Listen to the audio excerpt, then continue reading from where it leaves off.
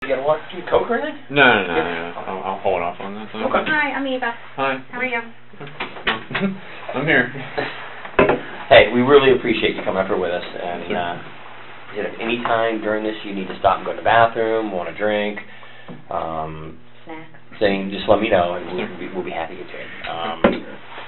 My name is Danny Anderson, and I'm a deputy Seminole County Sheriff's Office, as is Eva. Okay. So we just want to talk to you a little bit, and we'll get this in and out, be on our way. Okay. Full name? My full name is Grant Tiernan Amato. How do you spell Tiernan? Tiernan. I like that. Your date of birth? May 20th, 1989. Okay. Home address? Home address is 2112 Salton Circle, Chuliota, Florida. 32766. Phone number? For the home or for... The home? Well, I mean, my original cell phone number was 407-687-0738. Home phone number was 407-971-1422. My cell phone currently doesn't have any service with it, so, I mean, it's just...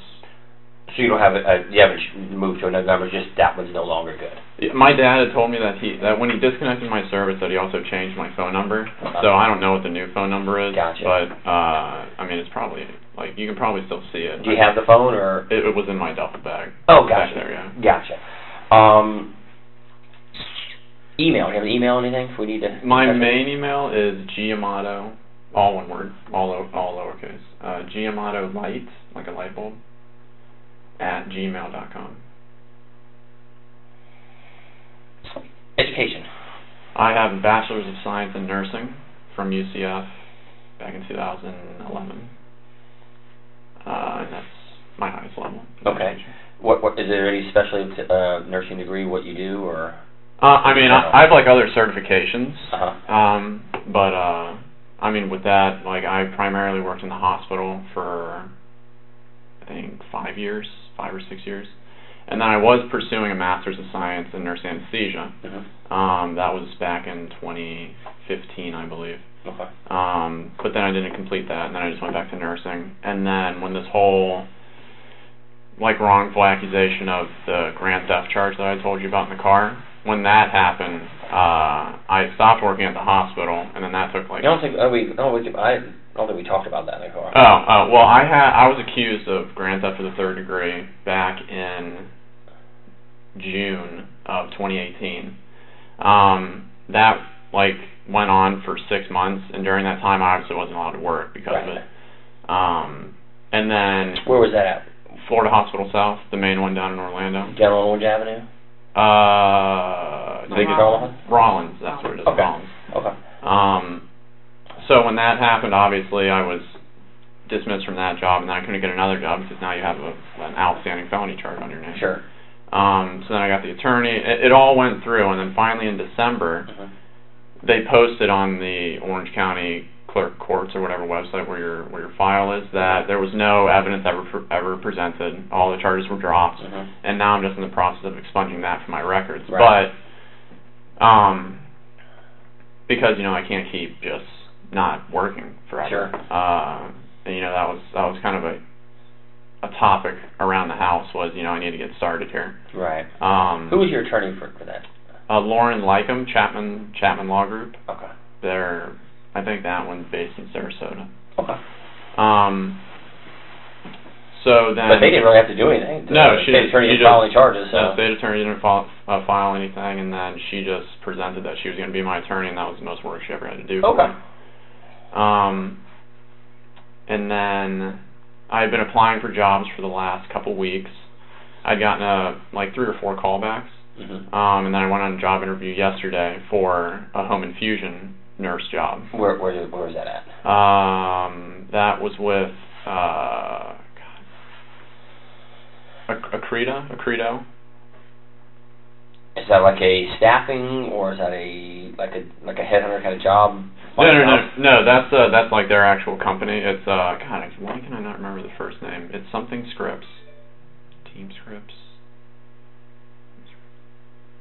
Where's the location? It's out close to the airport. It's on Lee Vista. What time was your interview yesterday? It was scheduled for 10. I got there at around 9 in the morning. And then I think we actually had the interview at about 9:45. How'd that go? I mean, it was all good. They didn't have anything. They said that they'd probably be getting back to me by Tuesday or Thursday this coming week. Get you back to work? Yeah. Yeah, because, I mean, it's a crappy world when, you know, you don't have any money, you can't do anything, so. Financially, how's the nursing what you did? I'm sorry, I just don't know that much. She knows a lot more about nursing. The nursing, how does it pay? How does it pay? I mean, if you work your standard 3 12 hours a week, you get anywhere between, I'd say, $45,000 and $55,000 a year. So, I mean, it's not bad. Obviously, if you work overtime, like some of the nurses who've also been nurses for a long time, I mean, they can make 6 figures if you work 5. What was your best year? I think my best year, I made like $55,000. 55. Because I rarely worked overtime. Right. You know, when I was just, because I had the whole plan of going to graduate school, so I was just kind of using it as a stepping stone for that time. Just to pay the bills to get you where you gotta. Gotcha. And what you were going for, what does that pay? Nurse anesthesia pays, I mean, base like about 150 up to 175. You work a lot of overtime, you can cusp 200, but then, you know. So what would you actually be doing? If I could do anything. No, I mean with that job, that nursing right. What would you do? Oh yeah, nurse anesthetist. Thank you. You're in the OR. You put the patients to sleep, keep them alive during surgery, wake them up, send them off to the. I thought that was a doctor that did that. In Florida, the anesthesiologist, which is the MD equivalent, if you will, they have to come in at the start of surgery. They have to induce the patient to put them to sleep, and then as long as they're comfortable with you, the surgeon's comfortable with you, then the anesthesiologist leaves, and then you take care of the whole entire surgical case. Just oversee it. Right. Okay. And then again, you know, by the time you're a CRNA, you're obviously competent enough to wake the patient up. So when I was a student, though, the anesthesiologist would sometimes come back in for wake up to make sure everything's okay, and then you take them to the PACU or the post-op area, drop them off, you give them the nurse report, and then you go on to your next case. Okay. High school, where'd you go? I went to Timber Creek High School on Avalon. Okay. And graduated what year? 2007. Okay. And then did you go right to UCF and start your degree program? Summer, yeah. Okay. What kind of grades you make? How were your grades?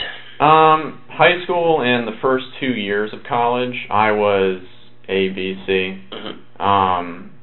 You know, I was in honors in the major program for UCF. And then my final 2 years when I was getting my BSN, I made A's and B's, and then I had one slip up in my final semester where I had to redo a class, and then I ended up graduating in August. Of what year? 2011. Okay. And did you start work right after that? Yeah, I think like a couple months after. And went to work where? I first worked on the intermediate critical care unit at ORMC in downtown. Okay. And then went from where, up to Rollins at some point?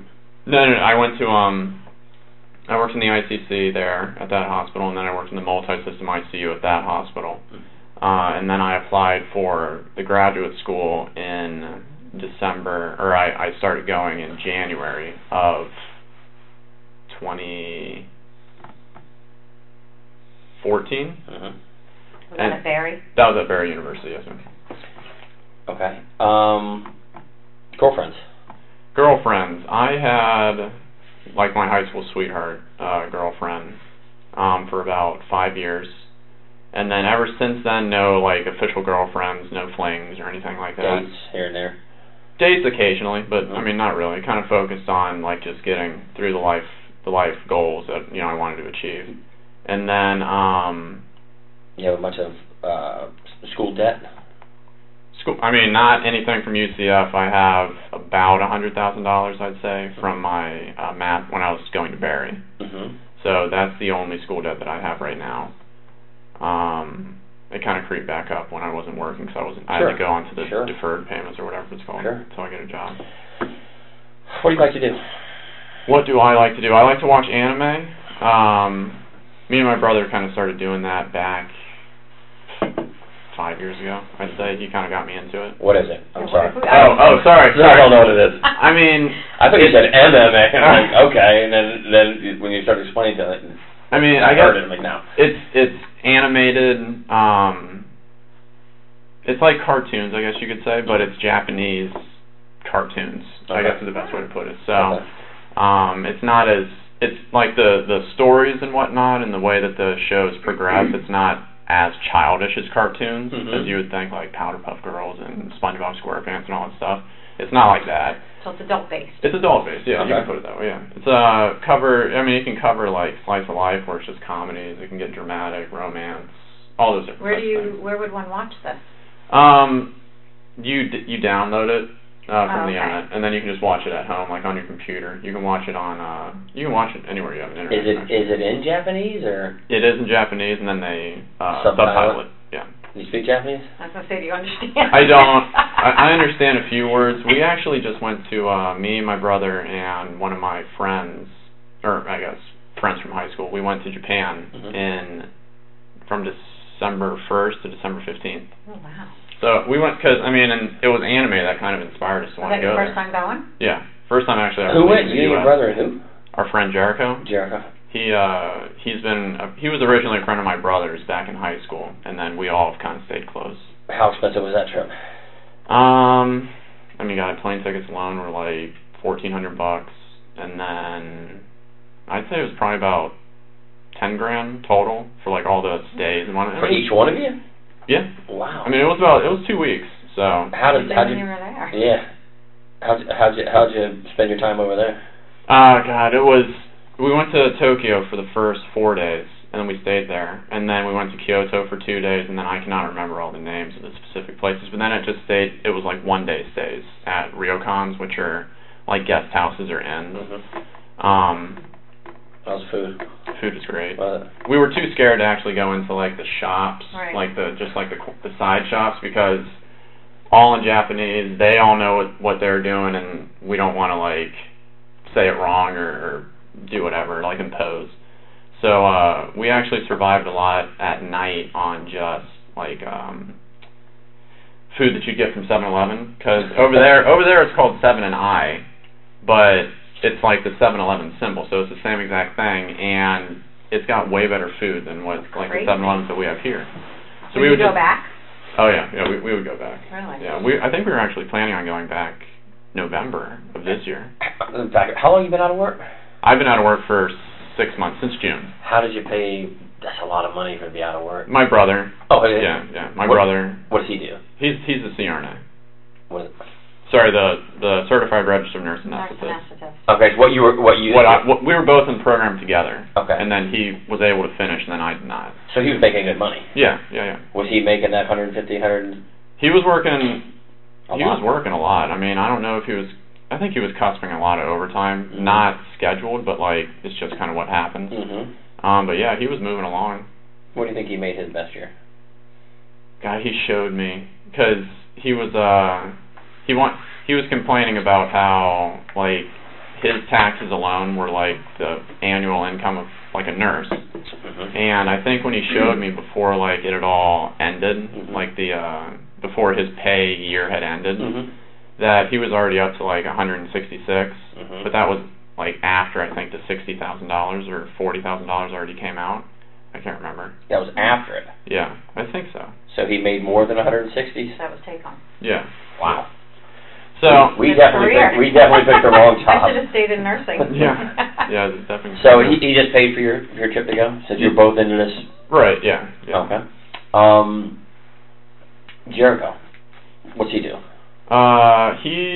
He's got just a high school diploma, so I think for the majority of the past year he was working as one of those what are they called? They're like the people that watch the security cams when you go into like a Gap or something like that. He's like loss prevention. Loss prevention. That's it. Correct. How did he pay for all that? I guess he just saved. Brother didn't have to pay for him? No. Yeah, he like covered maybe some like daily expenses if there was like a taxi or food or something. Right. Yeah. How long did you guys plan this prior? It had been a dream of ours to go for a couple years, and then we really started planning Probably just the year before. Oh, okay. Like, actually, like, putting the money aside, getting all the reservations and whatnot scheduled. Like the dream trip to go there? Yeah. This is for that anime, you call it? I mean, it was the inspiration. Did you go When we there? went there, though, we just kind of took up all the culture, because through the anime, you kind of see little glimpses of what the culture's actually like. Mm-hmm. So then we just wanted to kind of experience all that. So it was a good time. And definitely worth going back for. Definitely. Hobbies. What do you like to do? Okay, so besides the anime. Besides that, we would play video games. We actually just got like a virtual reality headset thingy for like the computer. That was kind of fun. What kind of games do you play? God, back in the day, we played Call of Duty a lot, like back in the day, and then we got out of that because it was just starting to get too like. Which system did you use? PlayStation. Oh, PlayStation. Then we went to Xbox because that was like what a couple of our friends had, and then we went back to PlayStation, and then me and my brother got into PC gaming. Where on that we just play like MOBAs, which are like strategy type games, RPG type games. So I've got to ask this, you're into these game stuff. I know none of Did that. you hack? Did I hack? You guys, did you and your brother hack games? With Are you the guys that I've played with when I was out of work for a couple months because of an injury that would hack and would cheat me and lower me down to the lowest level of nothing? No. Okay. We weren't that technologically gifted. But I mean, we would use like glitches or something like that when we would play on the PC, where you could like have no recoil, or it would like auto aim or something like that. So yes is the answer. You're telling me. I mean, yeah, but we didn't hack other people's accounts. No, but I've seen people in the middle of an Xbox game. They'll tell you that they'll find somebody that's cheating, and you'll see this big hand come in and grab them. They say, "Come over here against this section of the game."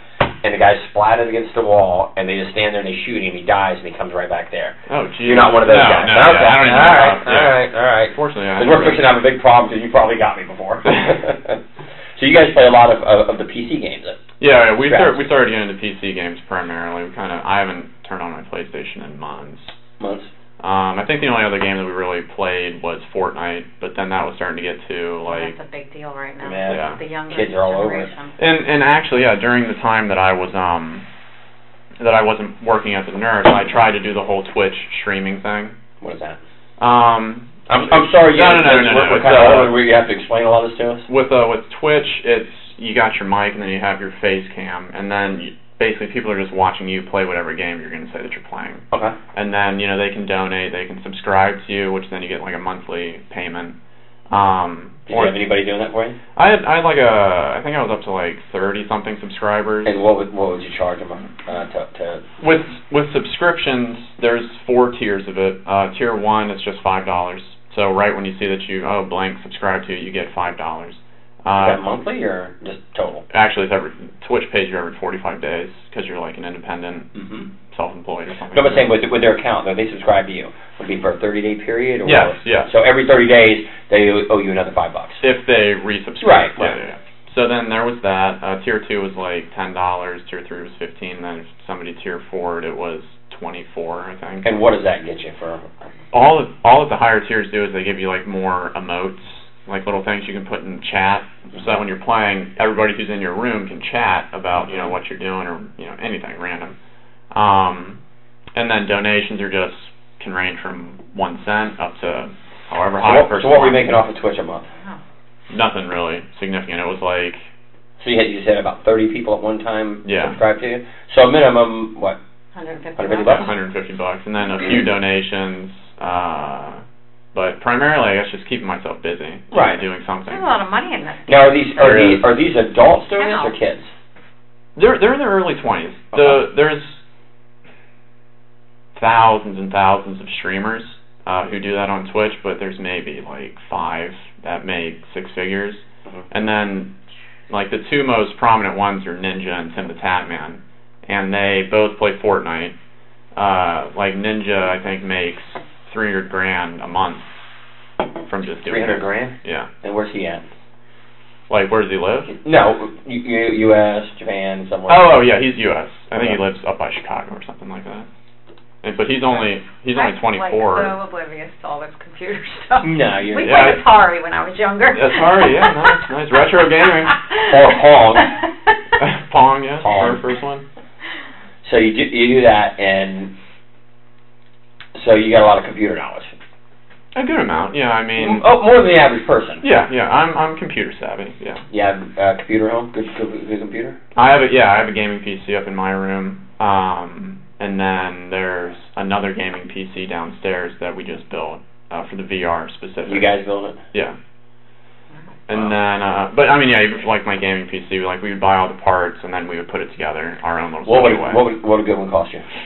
When I built mine, it was about $3,000, and then the gaming one downstairs, I think, was $4,000 or like $4,500. And that's basically used for the VR stuff you're going to use it for? Yeah. And that was pretty neat setup? Yeah, that was a lot of fun. Yeah, that was cool. Getting into the virtual reality. Play? On virtual reality, it was primarily just Beat Saber. So it's like a rhythm-based game, like Guitar Hero, like Rocksmith or Rock Band, whatever it was called. And then you just use the virtual reality wands to hit the cubes in a certain way, however the song beat's going. And then apart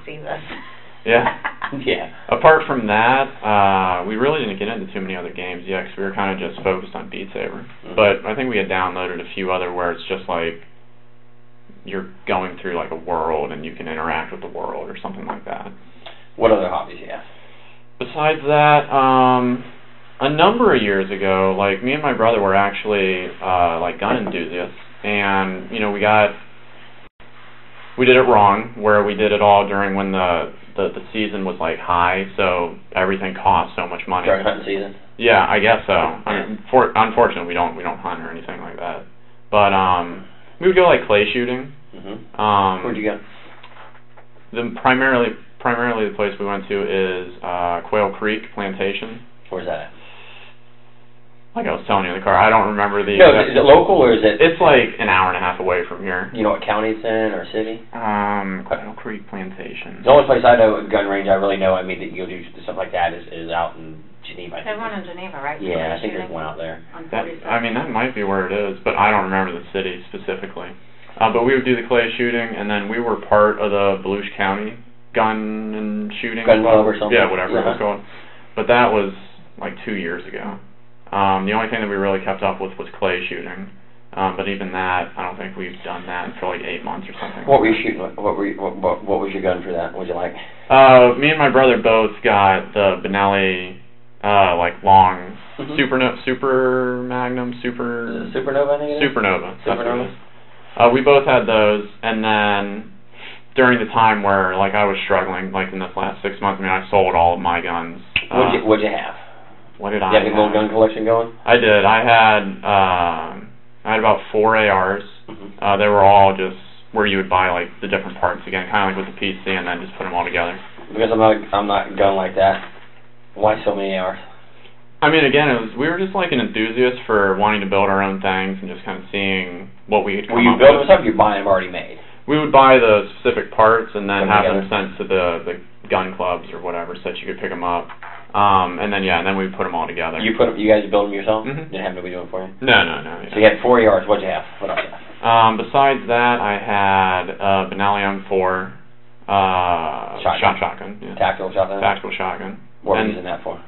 That was like our that was just our gun that like me and my brother both had one of those. You both had one. Yeah, and then we had that had always just been our dream gun that we just wanted to have, was a tactical M4. We took it to the range a couple times just to put some rounds through it. I've got an M1. Oh, nice. Yeah. But the M4 is much nicer. Yeah. And then we had the Supernovas, which we just used for clay shooting, and then pistols wise, I had I think 4 or 5 just pistols. What do you have? I had a Glock 17, I believe it was. I had it's not the Shield. It's a Smith & Wesson M9 something. I don't remember what it is. And then I had a Taurus, which was I think like a 45 caliber. And then I had again, it's like the dream gun that I always wanted, was the FN Tactical 45 with like the threaded barrel and all that stuff. The TV gun? Yeah, exactly. No suppressors or anything like that, because again, during that time, it's like to get your stamp alone would take 6 months, and then you got to wait however long to get that back. So we never got that deep into it. Still have them all, or you said you got rid of some of them? I sold all my guns. Yeah. Which sums it? The Florida Gun Exchange. The what? Florida Gun Exchange. Where's that at? It's down in. They have one in. God, it's Ormond Beach. Ormond Beach. That's the one. You took them over and sold them? Yes.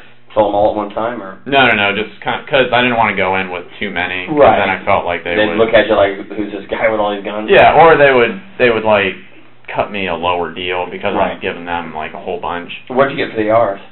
ARs, unfortunately, like it wasn't that much. It was only like $3,000 or something like that for all of them. Yeah, just because they're. How much you spend on them? You think? Way more, like at least double.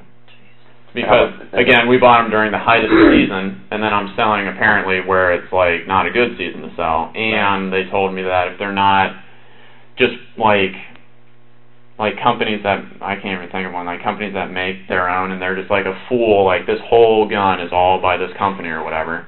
Those apparently sell for more than like a custom one, because some people might not like what I put on it, you know. So I think that's why I probably didn't get it. How about the handguns? What did you get for them? Handguns was maybe like total was like $1,500 or something like that. It had a lot more in those. And the FN alone was $1,600. You buy all them all new? Yeah, all new. The rifles you put together. Rifles we put together. You customized them. Yeah, the handguns were they? Handguns were brand new. Shotguns were new. What did you get for shotguns? What did you get for them for? For the M4, that one was like the highest one. I think they gave me like $1,100 for it. What did you pay for it? About $1,500. Yeah, $1,500. Not too bad. Not too bad. And then for the Supernova, it was only about $700, but that one cost about $1,200. And that one, I think we actually had to get from Gander Mountain, way back when. Do you have any of these left? Anything, or do you keep anything for yourself? No. I ended up got rid of everything. Got rid of everything. So I was just trying to get some semblance of money in. Keep up with your payments.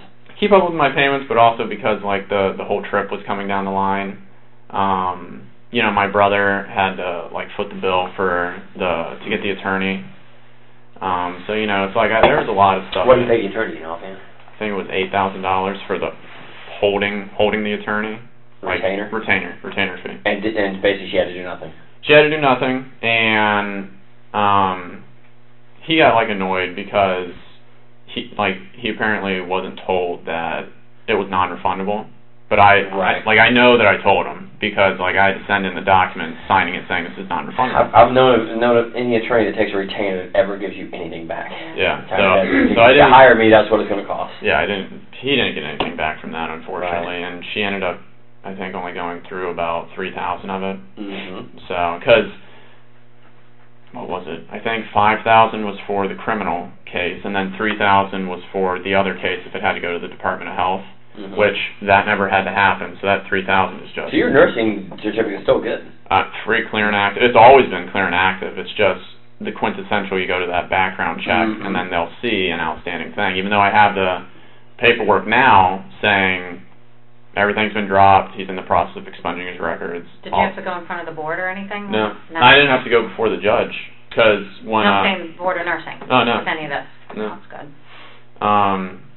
You know, even when it all went down on the day where I was accused of that felony, you know, the cops came in and then they handcuffed me and they were like, you know, you've been charged with this. We're taking you down to the I think it was Orange County, jail area.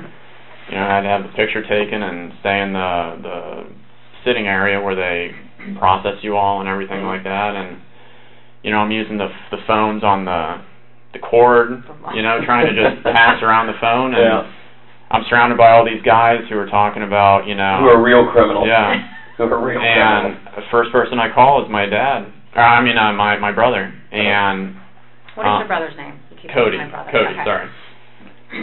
First person I call is him, and he was at work at the time, but he answered his phone, and I was just like, look, I'm freaking out. I've been charged with this. I've been told that my bond is this, and then I guess he tells you know, whoever was working that day with him, I gotta go. So then he calls my mom, he calls my dad, he smooths things over as best as he can. He's just basically saying, I'm going to pay this. And then I think I was there for like 7 hours or something, even though it was paid within like the first hour. Right. But it just takes a little time to get all the paperwork and the booking in and then the bond process to go through. Right. Right. So that's dismissed. You're out looking for jobs, applying pretty regular? Yeah, I mean, I'd say pretty regular. Anything left in savings? Nothing left in savings. I think I had like $300-400. Brother kind of helping you through? Yeah. I mean, brother was helping me. My dad was covering the rent, that he calls it, which is just like the monthly payment for us to help since we all live at home. What was that? What did you pay for that? $600 a month. Yeah. And then it's not a bad deal, is it? No. And then I mean, he was covering like cell phone. We were paying for our own internet. I imagine for that game and all that stuff, you got to have better than basic internet, didn't you? Yeah, unfortunately, out where we live, it's like our street, like the street coming down, I think, at Fort Christmas before you turn in, like that's the dividing line. Everything before you turn into Fort Christmas, all the nice big fancy houses that are on that side, they all have Spectrum and the gigabyte connection. They have everything available to them. But then right when you come down here, where I guess the older neighborhoods are, they haven't branched out everything. So I think it was just AT&T that was providing service. And I mean, we have the highest one, but it's still like, I think it was 50 megabytes download and like 10 megabytes upload. So I mean, it's not that great, but it was good. So basically, all your computer systems were underworked for what their capabilities. Yeah. Oh yeah. Yeah. So I'm sure that virtual reality takes up a lot of speed, doesn't it? Yeah. Yeah. Let's see. Close with your brother Cody? Let's talk about Cody. Oh yeah. Me and Cody. Who's older, you or him? He is. I'm the youngest one. I'm 29. He's 31. Okay. My oldest brother Jason is 35 or 36 now. Who lives at home? All three boys live at home? No. It's just me and Cody, and then mom and dad. Okay. Tell me about Cody. Cody.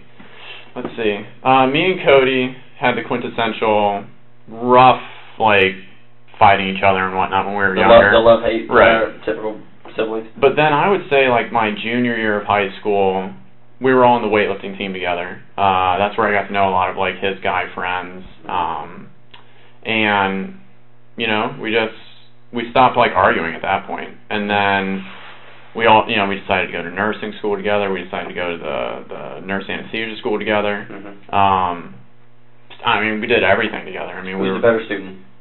He was the better student in everything up through nursing school, and then I was actually the better student in nurse anesthesia school. But there was like again, kind of like. Are you guys? Sorry. No. Are you guys at the same time in the same classes? Yeah. So you're the but exact not for nursing school, not for nursing. No, I mean for the anesthesiology. Yeah, we sat right next to each other. So you're in there doing things together, so you got somebody to study with. Yeah. Somebody to bounce things off of and work with. Yeah, and we would do that all the time when we were burning the midnight oil. But you were better at it. Yeah, and that was the one time that he actually admitted that I was didactically more competent than him in that field. And then who's better in weightlifting? He was. Oh, okay. He broke a number of school records. I think he was like the 129 weight class. I was the 119 weight class. But he was definitely stronger in high school.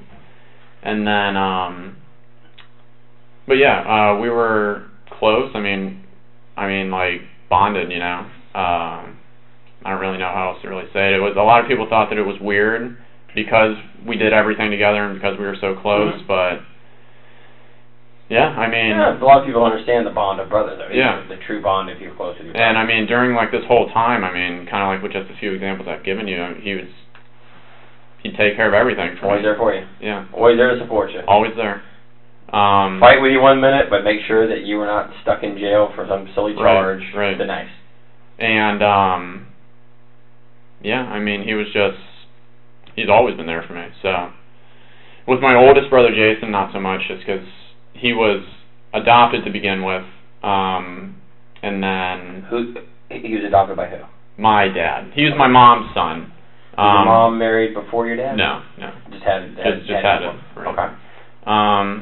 and then he was heavily restricted when we were younger for lying and stuff like that to our dad. Mm-hmm. So basically, he was like, he would go to school and then he'd come home. He'd have to stay in his room. There's like no TV or anything like that, especially 15 years ago or something like that. But he'd come down for dinner and then he'd go back up and he'd do his work. On the weekends and whatnot, he would like go out and pick weeds and like do that stuff, and then come in and then do the same thing.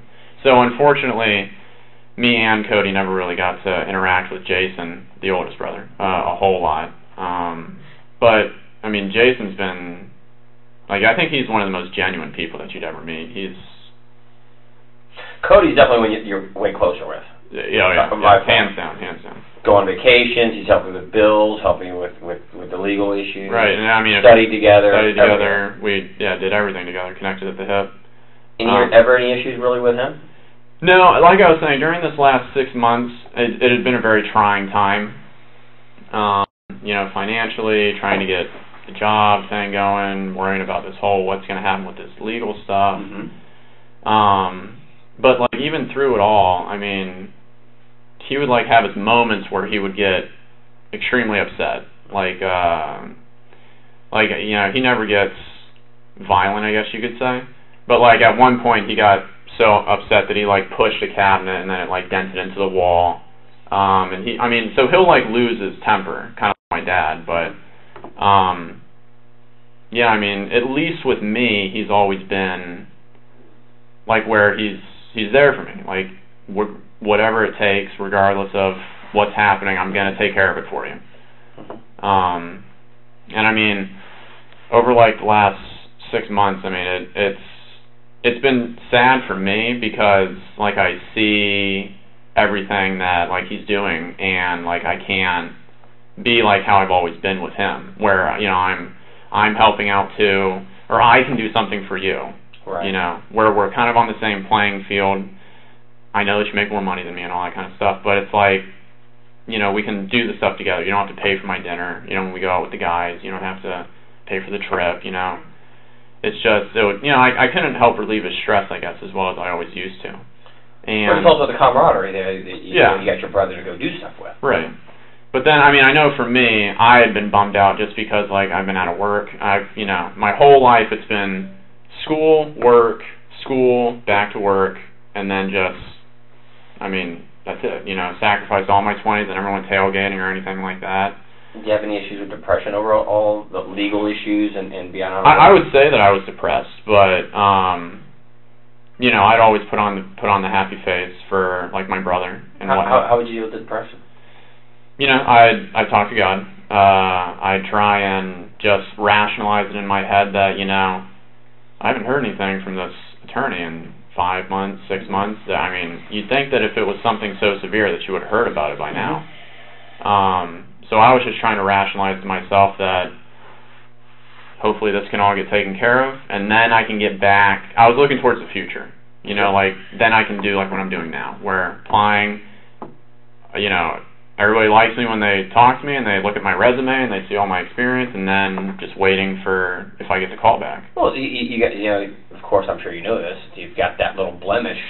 Yeah. Over no fault of yours, it goes away, but still it's there. They can see it. Right. And you have to explain away. Right. Here, even though it was dropped, you still have that little check mark that you got to get by. Right. And then that's tough to go from what you were and you're working towards the job your brother has. Right. And the financial gains, the difference between being a nurse and the program you're going to, it's a huge burden on you, of course. Yeah. Did you ever take any medication for the depression? No, never. I never took any or even self-medicate. No, I never took any like antidepressants or anything like that. I think the only thing, just because like sleeping was kind of off and on at a time, I would take like Benadryl just to like help me go to sleep back at home, and then when I think the only other thing is like sleep aid, which is again it's just diphenhydramine. Secondary side effect is just drowsiness. It's not like its actual purpose. And then melatonin, just to help with the sleep cycle. Because I worked nights all the time, so I was always a night owl, always awake. And then now it's like trying to get back into because I'd be going to days. But that's the only thing I ever took. And then Advil, ibuprofen for like headaches. But No antidepressants, no medical history, none of that type of stuff. But you and Cody, since you've been adults, any physical fist fights, anything? No. When we were super young, but Yes. besides that, no. Yes, No, yeah. So living at home is who? Me, Cody, Dad, and Mom. Tell me about your mom. My mom has, she's always been it's kind of like Cody, she's always been the one that focused on me. Mm-hmm. And, she worked at home. What'd she do? She was, God, I do not, like something manager, like a client manager for Nuance Transcription Company. What's that? Basically, Nuance, their major thing is medical transcription. Okay. So it's just all the things that the doctors are saying while you're in the hospital. And then, well, would she make sure that those all got transcribed? She would manage the people who did all the transcriptions, and then she had a couple people where there's like the managers over those people that then she would also take care of. And I think she was in the stage now where she was kind of branching out to different countries. Mm-hmm. So she had just gotten like this Canada account, I think, where she had to basically do the same thing, but now it's just all she had a good job. Oh yeah, good paying job. It sounds like. And yeah, she only, I think she told me that she completed high school. But if she didn't, then she didn't have a high school diploma, or she did. I honestly can't remember. Mm-hmm. And with that, when she first started doing everything, like with my dad, she was just a medical transcriptionist, so she's making like $35,000 a year or something like that. But now she had worked her way all the way up to making about $90,000 a year at this job. Stressful as hell. You know, hard work pays off. I'd hear her complain and do all that stuff. Where was her office at? You come down the staircase and then it's right to the right. So it's like, it's got like a potted plant in there. It's got like a bay window. Or like 3 windows. No, when I say office. At home? She worked at home? Yeah. Oh, I thought you said she worked at... Oh, no, she works for Nuance Transcription. Okay. But from the house. Yeah, she works from home. Gotcha. Yeah. So it's like where like all of our internet and crap is against like the wall. And like a home office? Yeah, you work out? Yeah. Okay. It was like originally a dining room, but then it was transitioned into like her office. And then, fights and fusses with mom? No, I mean... Were you the baby? You were truly the family baby? For my mom. Yeah. She's... Yeah. Okay. For my mom. Mom's favorite? Yeah. Okay. And I mean, I had been being told that, because, again, it's like this last 6 or 7 months was just like stressful for everybody. Sure. And, you know, countless times my dad would like come up to me and he'd make like me feel... Like, he'd try and use things and word things to make me feel guilty so that I would, you know, do everything that I can, like get a job. Almost like a motivation. Right. And he'd tell me time and time again that, you know, you're her favorite. I mean, she would do anything for you. Mm-hmm. And, I mean, it's like, yeah, I don't need to hear that. I mean, that's not what would motivate me. Sure. But no, with Mom, I think we yelled at each other a grand total of like 3 or 4 times my whole life.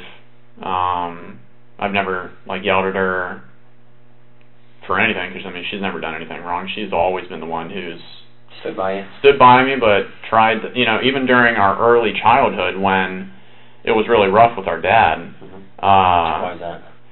My dad's a Leo type A, Italian personality man. He's very focused on his future. He's very focused on everything that he's sacrificed in his life for the betterment of all of us. You know, like he's always dreamed of going hiking up in the mountains. They have a property up in Tennessee that they built. And you been there? Me and Cody and Jason have never been up to that house, just because... Mom and Dad hide that from you? That's our secret hideaway? A little bit. No kids allowed? A little bit, but, I mean, they... Have you seen the pictures, I think? Oh, yeah. What kind of place is it? It's nice. It's like, I think my dad has emphasized that it's about half the size of the house out in Juliota, where we all grew up. But it's, I mean, super modern. It's got like the brick layout on the whole thing. It's on like 4 or 6 acres or something like that. And where's it at? Tennessee, you said? Tennessee, and it's Is this up in a place like they rent the rental cabin areas, where a lot of touristy people? No, it's very secluded. Okay. It's why am I so terrible at remembering these things? It's like an hour out from Gatlinburg. Okay. God, I can't remember. But it's that kind of general area. It's very secluded. It's like you see a house like on the satellite thing, and then it's got like acres and acres and acres of trees, and then you might see like another house right over there. And then off like the back end of their property, they would send us pictures where it's got like the guardrail, but it overlooks like a valley. Mm-hmm. So that property had actually been causing my dad a lot of stress because I think it's been built for like 5 or 6 years. He only goes up there once every month, once every couple months, just to do maintenance, not to like enjoy it. Mm-hmm. And then every like other month, him and my mom would go up there for like a week. Mm-hmm. But again, it's like my mom would always just be like, you know, I'm working every day. Like we're doing stuff in the yard, we're clearing this, clearing that. Didn't get to enjoy that. Right. And then my dad, apparently there was like this hog issue up there that it's been destroying his lawn, you know, everything that they're maintaining. Mm-hmm. So, do you know, he was like stressing about all the money that that's costing him, and yeah, so like, yeah, I guess back to your original statement with my mom. Never any issues. I mean, it was always, like, if there was somebody that I could talk to and, like, Cody wasn't available, I'd always talk to my mom. I'd always let her know what's going on. Yeah, I mean, she would help me out through anything. Okay. Tell me about Dad. Dad, what does he do? Dad's a pharmacist. Okay. He works for CVS. He's been a pharmacist for, I think, 35 years or so. Always worked for CVS? No, he worked for the hospital, ORMC, actually, or I think it was something orange back in the day.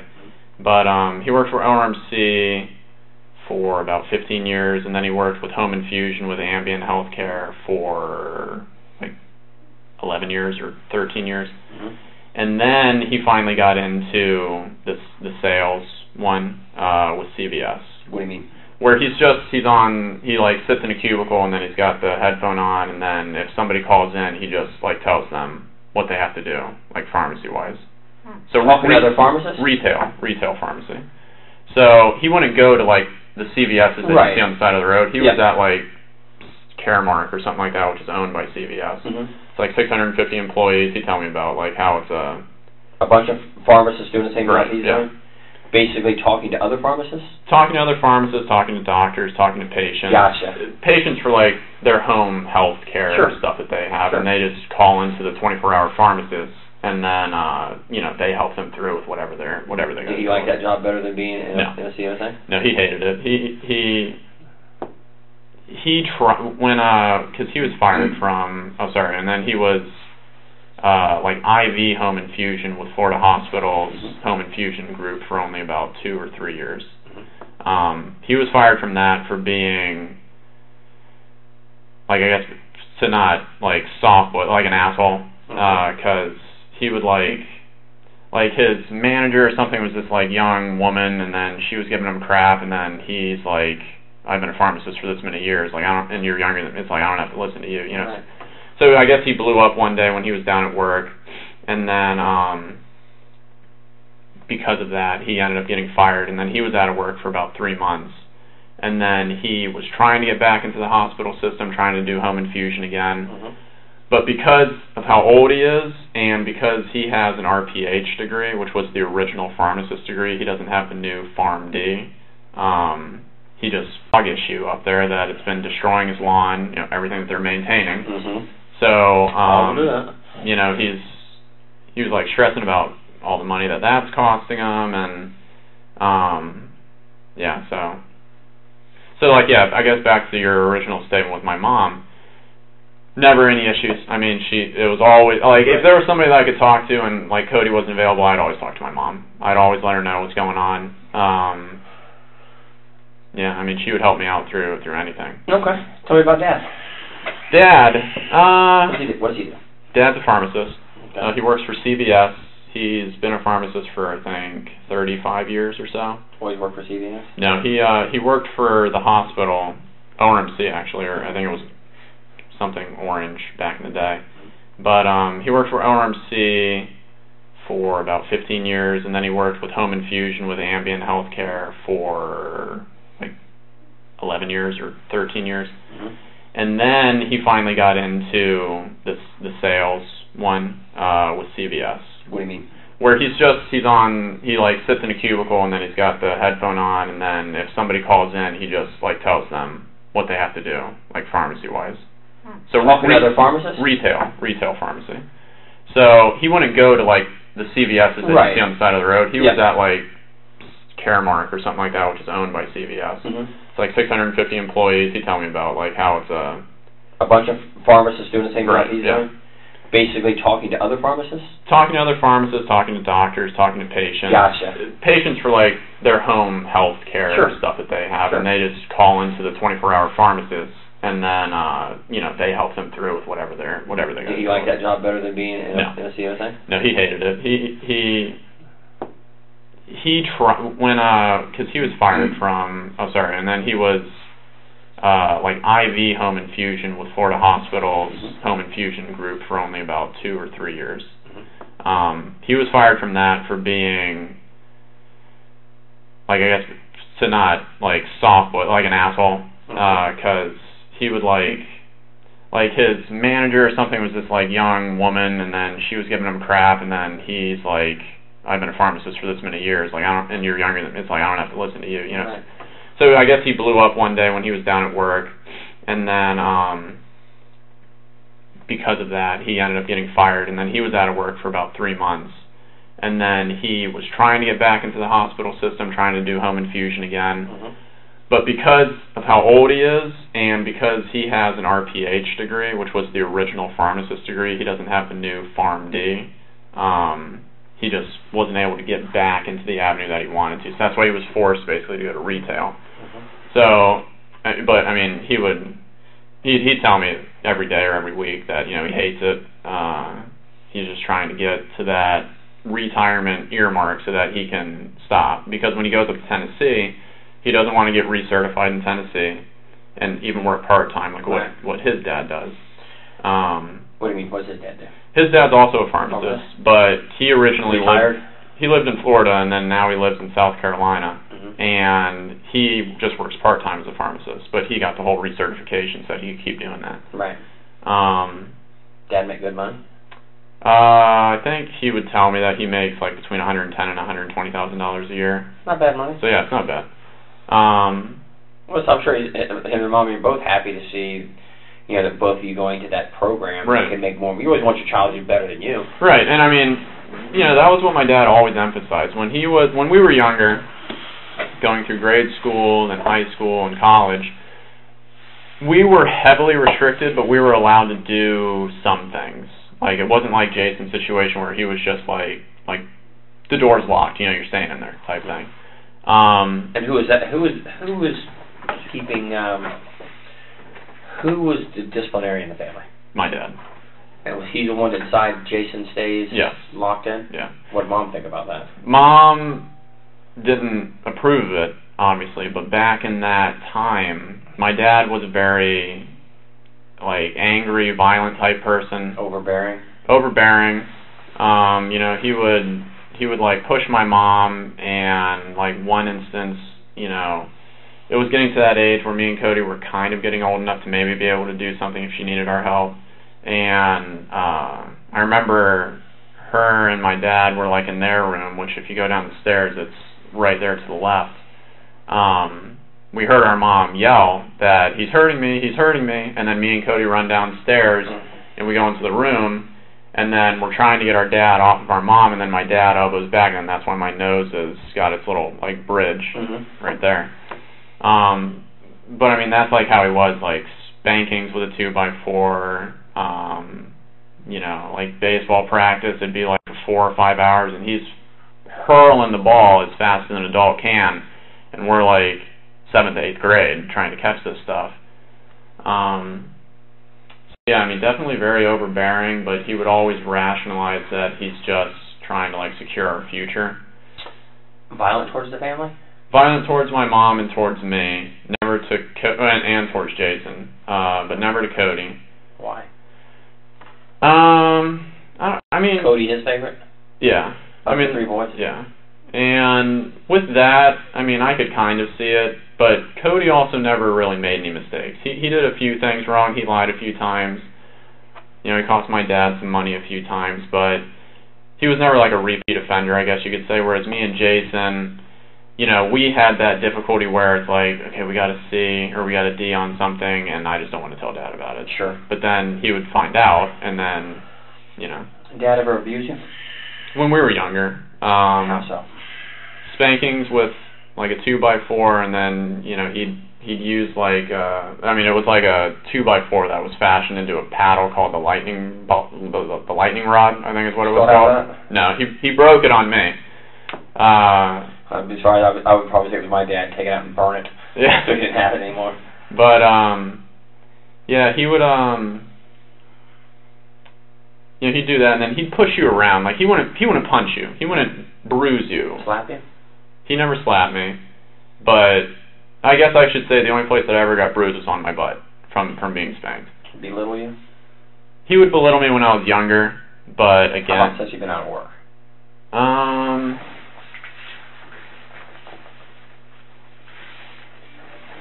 No, I mean, not really. He would just make me feel bad that, like, he would make me feel bad that Cody's doing all this stuff to, like, and you're not. And I'm not. Like, I'm not contributing. You're not as valuable, maybe. Right. Maybe that's not the right word, but you're not, like you said, contributing enough to what needs to be done. Right, and then... but nobody knows better than you that you want to be out there. Right. You want to have it. And I mean, the problem, I guess, was that I was always like the jokester, the one that could calm everybody down, make everybody smile. If it was a heated situation, I could say a joke or something and then make everybody kind of move past it.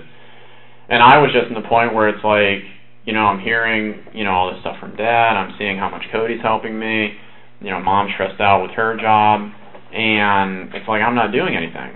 And it's like I'm in that situation where it's like I'm not doing something because I don't want to. I'm held out because I'm waiting for this whole legal thing to get taken care of and then for jobs.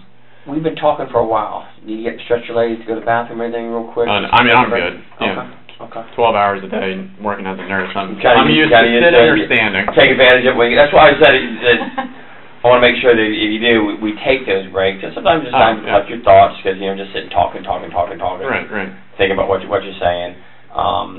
I want to make sure you got a break spin in because this isn't the hospital, and make sure that you want to. No, I'm good. It's like with water and stuff. I'm not a breakfast person, and waters. So, when's the last time your dad put his hands on you? The last time my dad put his hands on me would be, I'd say, kind of the middle of December of 2018. What happened? It's because, you know, with all the money that had been getting spent and I guess just the mix of everything that I've been saying just kind of boiling up in him, and the fact that I was, to him, it seemed like I wasn't concerned about it. So, and then plus I was, you know, I wasn't acting like myself with the jovialness and, you know, all that kind of stuff. My father chose to admit me to like a depression or an addiction clinic or something like that in Fort Lauderdale called Cornerstone. When was that? That was December 22nd. Okay. Until I think January 4th. Did you agree to go? I didn't, but they said that, you know, this was your only... Who said? My dad. Okay. And that was in Fort Lauderdale? Yes, yeah. Did your mom agree with it? My mom and my brother both agreed, but it was my dad who was like the iron fist, like, this is what's going to happen. Like, you know, he can't... Why did he say you needed to go? What was his reasoning? Because with the way that I was acting, he didn't see that I was doing anything for, like, the positive. You know, and a lot of it just came back to money with him. He would like allow me to spend money that he had, like with his credit card or something like that. But it's like then whenever I did, it was like a huge problem. Okay, so you had one of his credit cards. Yeah. And what were you buying with it? Well, what I was doing is over the past 4 months or something like that, I've been talking to this woman online. Who's she? She's as embarrassing as it is. She's a cam model. A what? A cam model. Do either of you guys know what that is? Nope. Just like all the videos and stuff, you have to tell us. A cam model, it's like it's like a virtual girlfriend, I guess you could say. Okay. Like that type of situation. Mm-hmm. So a lot of the money went to her. Okay. Where's she at? She lives in Bulgaria. Where? Bulgaria. Where's that? Over in Europe. It's like okay. outside of Germany. Okay. Something like that. You ever been there? No. Okay. It wasn't that serious. So okay. what would you give her money for? Just for like the time online with her. Oh, okay. Yeah. So it was just like that type of thing. And what did she charge? By the minute? By the hour? Minute. Okay. Yeah. And how much is it per minute? Oh God, I think it was like 90 tokens a minute, and it's like the conversion rate for all of that is like $600 for like 5,000 or something tokens or something like that. So, and then it was 4 hours a night.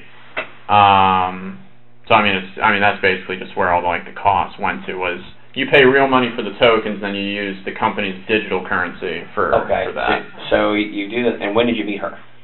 I met her at the beginning of July. Yeah, at the very beginning of July. Okay, and still talking to her? Still, yeah. I mean, more just on like Twitter, okay. like just through direct messaging. Again, cell phone service doesn't work, so it's like I can't use the chatting like that. How much do you think you spent on this? Because it seems kind of pricey. Yeah. 90 tokens and $5,000 for how many tokens? No, it's $600 for 5,000. For 5,000. Yeah. Okay. So how much do you think you spent on this? Probably close to like $200,000, I'd say. $200,000? Yeah. And where'd the money come from? Money came from me, my brother, and then my dad. Did they know where the money was going to? They didn't know that it was going to a cam model. I was saying that it was going towards my Twitch streaming, like advertising, like putting my name out there and that type of thing. But based on what you're telling me, only so many people make so much money. So I think just a few in the country make a bunch of money. Right. So that was like the ultimate goal, is to get to that. I was hoping that the stars would align, and then I would be like one of those people, because I was good at the games, and I'm a funny, pleasant person on the camera and that type of thing. So, yeah. I mean, that's, so I guess to bring it all back with why I was brought to Cornerstone. It was a mix of all of those things. It's like he felt like, he felt like you need to be grounded. Yeah. And so then I was there. I spoke to the therapist and psychiatrist and all that stuff. I didn't need any medications for anything. They had analyzed it as, this is an isolated event. You've been out of work. You have this PTSD from the whole getting arrested thing, and I mean, the last thing on my record was, I think, a speeding ticket back when I was at UCF. And then, just having all of that stuff going on. But then they had signed me up, I think, to be there for 60 days. But then I was only there until January 4th. So who paid for that? My brother, Cody. What was the cost of that? $15,000. It was $15,000. And then I think when I had gotten back, we were going through the process of calling them and seeing if we could get any type of refund. And I think they said that he was going to get refunded $3,000 from his $15,000. Sure. But I don't. There so long. Right. But I don't know if that transaction had ever gone through yet. So their final diagnosis of you was what? That I was fine. That didn't need to be there. Yeah. That I was fine. I told them all about my living situation and how it had been stressful, and then it got better, and then now it's just stressful again. But they had all just said that it was just this isolated event. Situational PTSD from right. Yeah, once the last you 6 months. Once you can get this legal thing taken care of, which I don't know if I mentioned, but when we looked online and we saw that all the charges had been dropped, that was on November 30th or 31st, the day before we were going to Japan. So, while that was good and everything, I still knew that it was still going to be on your record until you get it expunged. So, I was still thinking, okay, at least now I can maybe start applying when we get back from Japan. Sure. But, yeah. So, I mean, After you get back on the 15th of December. You get back. I thought you said you went on the 22nd of December. Yeah, that's when I went to. Yeah, it was after Japan. Okay. And it was because when I had gotten back, my mom and dad were, dealing with a lot of the financial stuff while we were up there. Mm-hmm. And then when I got back, that's where my dad started to get really kind of overbearing. And I mean, rightfully so. I know what I did. But it's like with him, it was every single day, hours a day, hours a day. He'd come home from work, and then he would just talk to me just about the same exact thing over and over and over and over and over again. And did he get heated? He would get heated, but how about you? Did you get heated? No, I mean, I was, I was always the person in the family where, like, my brother Cody would interrupt my dad when he was talking. My mom would interject and say, you can't be saying that or whatever. Mm-hmm. But for me, I would just sit there and I would just let my dad talk so that he could say everything that he wanted to say. And then if I saw that it was something that he wanted me to respond to, then I'd respond. But I would never be heated to him, sure, especially if I felt like I was in the wrong. Right. Through all this, you think you were in the wrong? I mean, yeah. To some extent? To some extent. Spending that amount of money, it's idiotic to do that, especially when you're not making it. So $200,000. Right. When was the last time that you and your dad did have, a heated conversation? It would be Thursday.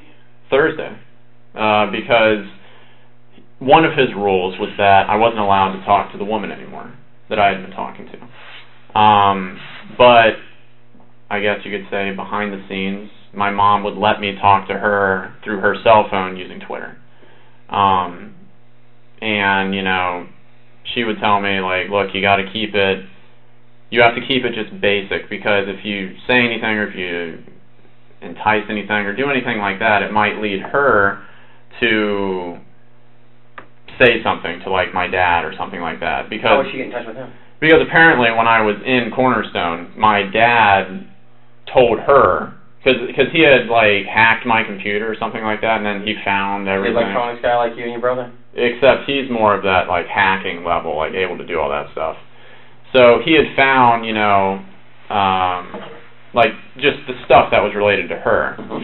And then, he erased my whole entire computer. He put a password on it. So it's like, even when I came back up until Thursday, like, I wasn't able to go onto my own computer to look at anything. Basically, he's treating you like a small child. Right. And rightfully so. I mean, spending that amount of money, I was acting childish. I can kind of get it. But, so yeah, anyways, on Thursday, he had apparently found out that I was speaking to her again. Mm-hmm. And when I came back on the 4th, my mom picked me up from the Cornerstone place. And then me and my mom met my dad at California Pizza Grill or Kitchen in Waterford Lakes. Mm-hmm. And he had this list, front and back, on a piece of paper of all the rules. This is what's going to happen. This is why I'm acting the way that I'm going to act. I'm not going to be Dad anymore. I'm going to be Chad. And I basically told him that I'm going to be present. I'm going to do what I can. I'm going to start to try and get jobs now. I told him what my plan was. It wasn't really my intention to continue talking to this woman, but it just kind of happened. Mm-hmm.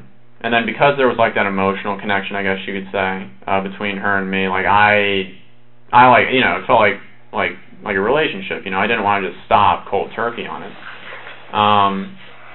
So he had apparently found out, and then unhappy. Right, and one of the stipulations was that he told me at the dinner was, if you speak to this woman again, you're out of the house. Like, I'm kicking you out. You can pack up your shit, and then you're off my property. And then, because of the way that he used to be, he had told me that basically if that happens, that if I ever step back onto his property, that he would kill me. So, on Thursday, that all happened, and then I was in the process. I was getting all my stuff together. I was piecemealing it out to the car, and then, I had an interview on Friday, so I had to get my suit out to my car. I was trying to just get all of my necessities as best as I could from, a lifetime of living inside the house. Sure. And then, my brother was working, that night, and I think he was working like one of his long nights, but he ended up getting off early. And then I had met with my brother before he came home, just like in the neighborhood area. And then where? It was just on the like the back side of the house, like along, I don't remember what that road's called, but it's like you take the bend where it has those two blinking lights, and then it's just down that road a ways. Not for Christmas. Is it before Christmas when you still turn the corner? I think so. I'm not Maybe. sure. I think so. Well, it was just down that road. Okay. And then I basically brought him up to speed, and he had told me that he was going to do whatever. What time was that, you think? God, what time was that? What time did you go to? Let me back up a second. I apologize. You, Mom, and Dad go to California Pizza Kitchen in Waterford at what time? Oh, that was all the way back on January 4th. Oh, you said Thursday. Oh, that wasn't Thursday. No. That was when I had come back from Cornerstone, and he was giving me the rules. Okay. Okay. Yeah. So then do Thursday then. What happened? with that? That Thursday that you meet with Cody down the street. This is this past Thursday? Yes. Okay. Tell me about that. After you and your dad argue. After me and my dad had argued, and he had told me, this is how it's going to be, and all that stuff. Okay. This is at the house this past Thursday. Yes. Yeah. Okay. Because this is what now? Saturday. So past Thursday, I guess you could still say it. So then I spoke with Cody. He told me about all that. He had given me his debit so that, because I don't have any money and I don't know where to go. I'd never been out of the house on my own. And then the last thing that I was told was just that, basically once again that he'll take care of it because this is Cody. This is Cody. What time is this approximately? I'd say a little after 10:30ish at night. Thursday night. Thursday night. Okay. And then so then after that I just stayed in the vicinity area for a number of hours, and then I had remembered over some of the nights when I would work overnight, and then I'd be able to get off early, that the Publix on 50 on Colonial, the one that's by the Tractor Supply, 419, that Publix, it's like their guest Wi-Fi is always still active even when the store closes down. So I was like, okay, well I'm going to go there because I have my Surface. And I can, check on my emails. I had to pull up the address to my interview because I don't have GPS. So then I would write all that stuff down, and then I was basically just waiting in that parking lot until I had to leave to go to the interview. And then that was the last, because again it's no cell phone service. Email was literally my only form of communication. And then, I didn't have any. I went to the DoubleTree because I was like, I can't just stay in my car again all night. Right. And how did you pay for that? I paid for it with my debit card. With your debit card. Yeah, because I think there was the $400 or $300 and something still left on it. Okay. What time did you get there? The DoubleTree. I think I got there at around 3 or 4 p.m. Friday. And then I was just, I would go up to my car so I get a bottle of water or something like that, or if I had forgotten something, just necessity wise. And then I was just there the whole night. Talk to Cody, talk to Mom, talk to Dad. No, I couldn't talk to anybody because I didn't have. But you had the phone in the room. Oh yeah, I did have the phone in the room. But call anybody from the phone room? No, I didn't even honestly think about it because I was away from a place where I had lived for 25 years or something like that. I had never, as embarrassing as it is, I'd never been on my own. Right. The longest period I'd ever been away from anybody is 2 weeks when we were up in Japan. So, but you had your brother with you, so. Right, yeah. So you had family with you. But, so I guess I was waiting to see what would happen with this job because I was told I'd either be told Tuesday or Thursday. And then maybe I would try an outreach or something like that. Or the last time, when it was an issue where I didn't have my phone, my brother would email me. So I was just thinking, if anything, he knows the situation, he'll just email me. So I checked my email a few times last night, and then I just inevitably was able to go to sleep. Was it Thursday night that your dad told you that if you talked to the girl that he would kick you out, or was that the conversation on the 4th at California? That was on the 4th. So and then he just went through with it on Thursday. Okay. So Thursday, you're home all day. Yes. With your mom. She works at home. Correct. Yes. Your dad's at work. What's his normal work hours? He works until, I think he had to go in early that day because he had to start like doing overtime or something like that. And he normally works though from like 5 or 6 in the morning to, I think he gets home between like 5:30 and 6 at night or something like that. What time did you get home that day? He got home at like 5:30. 5:30. 5:30, 5:45, one of those two. Okay. Were you there when he came in? Yes. Okay. Well, describe your dad normal come in. When my dad normally comes in, he'll come in, he'll look into the living room, which is like there's the kitchen and then there's the living room where it's got like the long couch and whatnot that's inside, and then there's the TV right there. Okay. So he'll normally come in through there, and then he'll talk or he'll ask us questions or he'll. Where were you at when he came in? I was just in there. I was just watching. In the virtual reality where you said you had that set up? Right. Okay. Yeah, I was just watching. And that's in what room? The living room. The living room. Yeah. Okay. I was just watching YouTube at that time, just like. Did Dad talk to you? Yeah. Okay. And that's where, because he had, I don't know how he found out, but he had apparently found out, and then... Found out what? That I was talking to... You were still talking to the woman, yeah. And then he came in, and then he asked me, in a calmer state, I guess you could say, like, basically the leading question of, you know, why do you think we're about to have this conversation? Giving me, I guess, that opportunity to be honest and truthful, to maybe tone it down a little bit. I, of course, did what I always did, where I kind of didn't admit to it. And then he came out and he told me that I had been doing that. He had proof. Yeah. Have an argument? Yeah. And then, you know, he got just...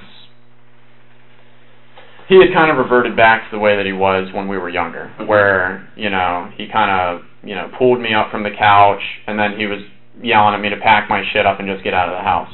That he was the one who had to be the hammer, and that, you know, why am I making him have to go through this, and all this other kind of stuff. Okay.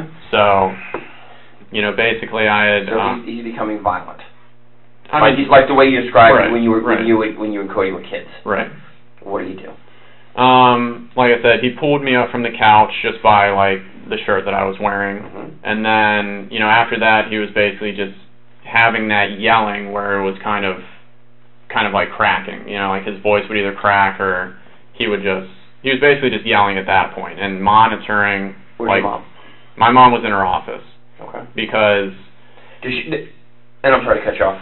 Does mom have, like, an office hours? Like, she would get up and do her work all day, and at a certain time, I'm done doing my office work, and I'm doing my family stuff. Not really. Okay. I mean, she worked there all the time. Right. She would... I think the major thing that she would do is she would, like, cook dinner. Okay. And then after that, she would go back into her office. What time was dinner, usually, generally? Between, like, 7. Like, I guess usually around 7. 7:30 is when we'd usually have dinner. Most nights. Did you guys already have dinner that night? No. I think, what was she going to make? I think she was going to make something with, like, chicken or something like that, stir fry or something like that, because Cody was working late, so she didn't want to make something where, because my dad would always buy meals that were for 4, so we didn't want to pull out anything where there would be leftovers or something like that.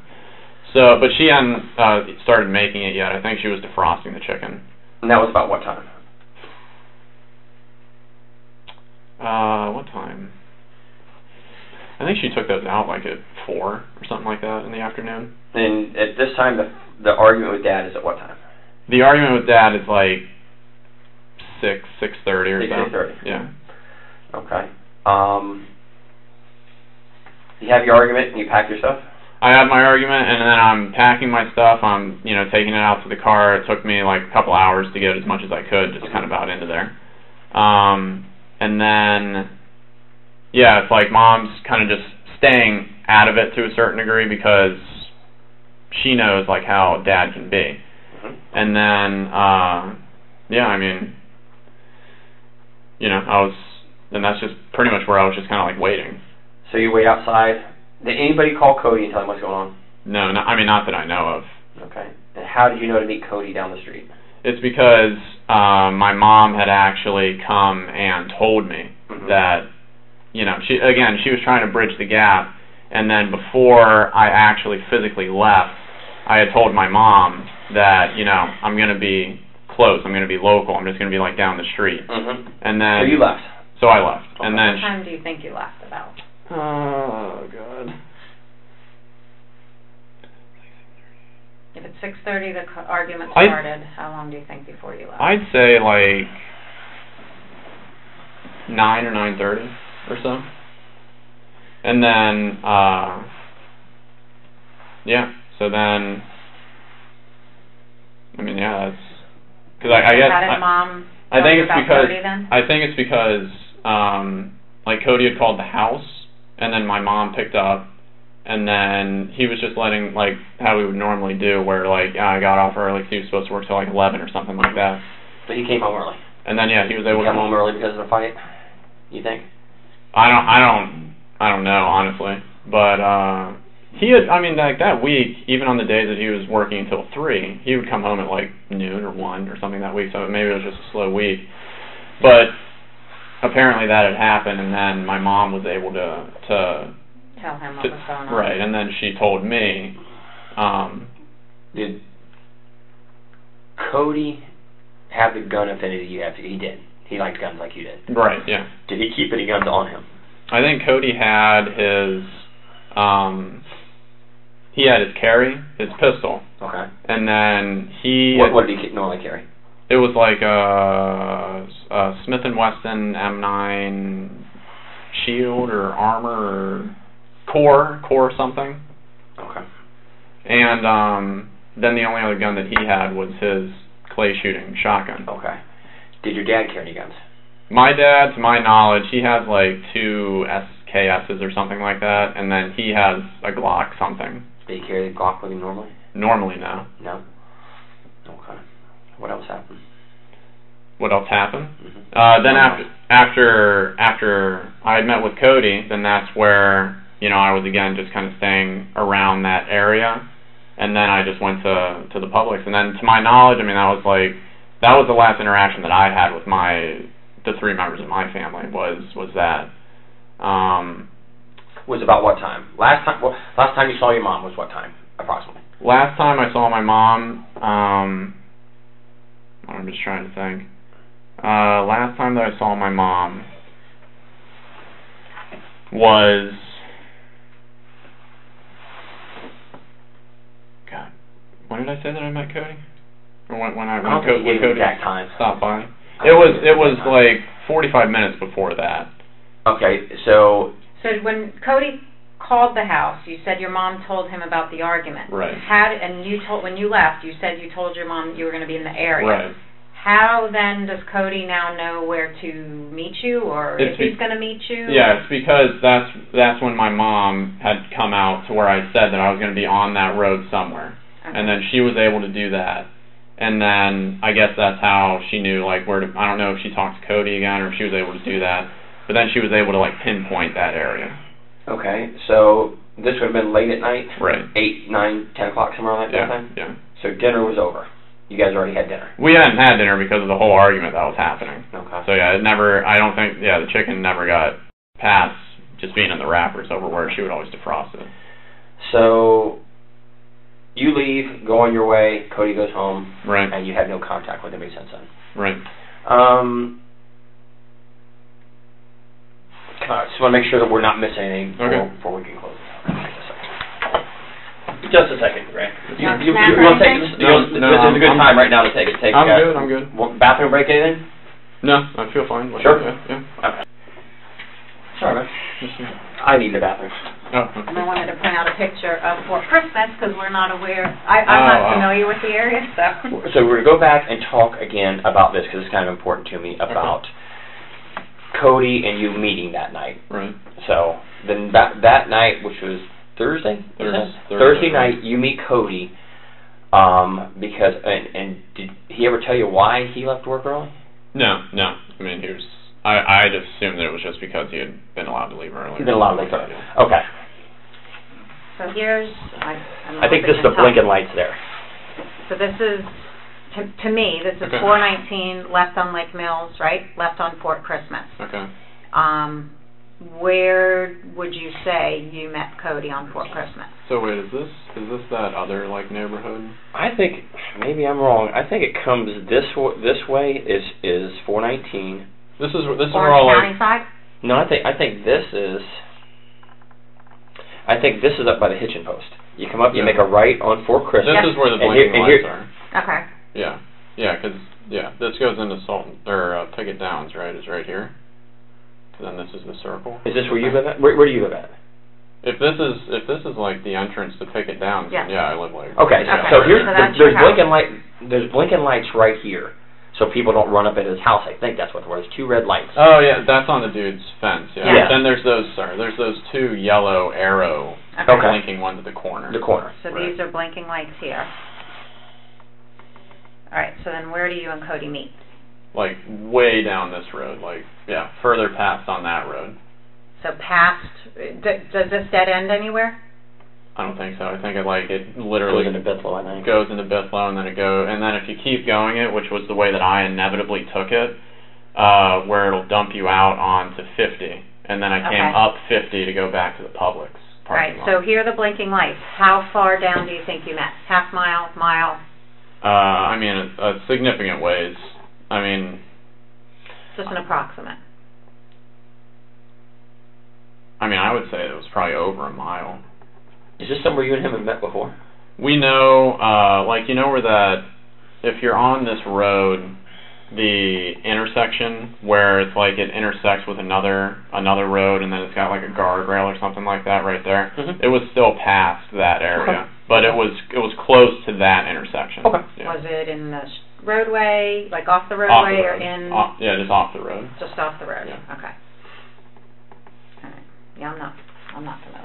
I kind of. It's like it's back there in the country. So you and Cody meet. Right. And it's approximately what time? And I know it's I'm not holding you to the exact minute. But what time do you think you met? Like 10:30. 10:30. Or something like that. How long did you talk to him for? Only about 10 minutes or so. And what was the conversation? Conversation was basically that he was brought up to speed, and that he would take care of it. He was brought up to speed by what? He was brought up to speed on like why I'm out here. Who brought him up to speed? My mom. Oh, so she talked to him. Yeah. He told you that Mom had talked to him. Right. Since the argument or when? Since I had left. So you'd left the house approximately when? I left the house at like. God, when did I leave the house? Dark. It was dark.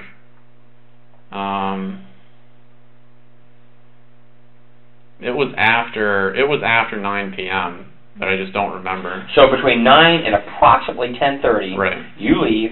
Right. Go down to sit on Fort Christmas. Fort Christmas. Cody comes and talks to you about 10 minutes. At some point, your mom has spoken to Cody based on what the conversation you have with him, correct? Correct, yeah. And she told him what had happened between you and your dad. Right. Okay. Do you think that's why Cody left work? I mean, Did Cody say why he left work? No, he never said why he left work, but in my mind, I was just thinking, he had been let off work early like three times already this week. So I was just like 10-15 minutes. You talk to Cody. Right. What's he driving? He drives a 97 Honda Accord. Okay. Yeah. You have the conversation, and he leaves to go home. Right. And you leave to go where? And then I stay in that general area just so that if anything happens, somebody like knows where I am. Okay. How long do you stay there? I stayed there for, like a couple hours, I would say. Just that same area where you were talking about? Like, I would go, like, kind of just up and down that road a little bit, just at my car and just, like, sitting there. Mm-hmm. But for the most, I was staying in that general area, and then I decided to go to Publix? Publix. Which was about what time? Like, between, like, midnight and 1, I think. Yeah. And you go to Publix midnight 1, and how long did you stay there till? I stayed there until, like, 7, I Sleep think, in in the the car? morning. Well, as best as I could, yeah. Right. I mean, I never was, comfortable sleeping in the car. yeah, Where did you but park at? Do you know? it's like on the side of it where, like, there's the back end of Publix where like all the shipments and stuff come in, and then you go around that corner, and then there's that line On the spots. on the Publix end of it, or the Tractor Farm Supply end of it? Publix end. So there's some parking there around that side. Yeah. I'm familiar. I used to live in Yeah. that area. There's a side parking. Right. As you come up forward, you make the left, you go in front of Publix. The ice cream place is out in front. Right. But you're on the side of the building. Right. Did any deputies or anybody ever come by, or No. anybody that worked there? Nobody. Any delivery trucks? I saw delivery trucks like in the morning. In the morning. Yeah. And 7 o'clock ish. Between 7 and 7:30, yeah, I leave, And go where? and then I just drive over to where my interview. And I'm sorry, I'm just not understanding. Where was that at? Off Lee Vista. Off Boulevard. Lee Vista. So how did you get there? I just drove there. Which way? Your direction. What roads did you use? Colonial to 408, and then I got off on Goldenrod, the Goldenrod exit, and then I took Goldenrod all the way down to the Lee Vista road. Make a right. Right. Going back towards 436. Yes. Okay. Do you have an E-Pass? I do. You do. Okay. So your E-Pass would have probably hit you at the Dean Road, maybe? Yeah. And I don't think there's a toll, if I'm not mistaken, at Goldenrod, is there? No, there's I don't not. think there is one. Yeah. So you work your way on surface roads all the way down Lee Vista and go. And what was the name of the company again? I'm sorry, I don't think we found it. It's Accreta. Accreta? Yeah. How do you think it's spelled? ACCREDA. Let me see if I can find Or it. it's Accredo. It's one of those two. But it's if you type in that and then like Scripps, it'll give you like the other name that the company has. Because then they were also just like bought from Cigna, so they're also called Cigna now. Scripps, like? Yeah, like a Dr. Scripps. SCRIPTS. Express Scripts. That's the actual, I think, name of the infusion group. But they've kept their name Accreta or Accredo. Accredo's, Express Scripts. let's see. I saw them. Why are you looking that Does up? 6272 Lee Vista Boulevard sound right? Yes. Yeah, 62. Yeah, I remember it being 62. Yeah, I'm still looking. Just look at my phone here real quick and see. I'm sorry, this is not good.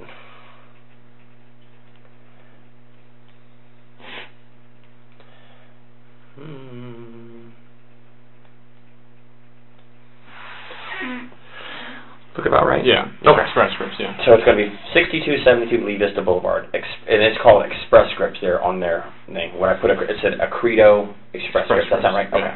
So you went and had an interview with who? I had an interview with the two managers, Erica and Terry. Erica and Terry. Females or males? Females. Okay. Two females. What did Erica look like? Erica is, I think, like maybe 30 or something like that, and she's got like blonde hair, like fake eyelashes, white, kind of just looks like young, standard, small build woman. Okay. How about the other girl?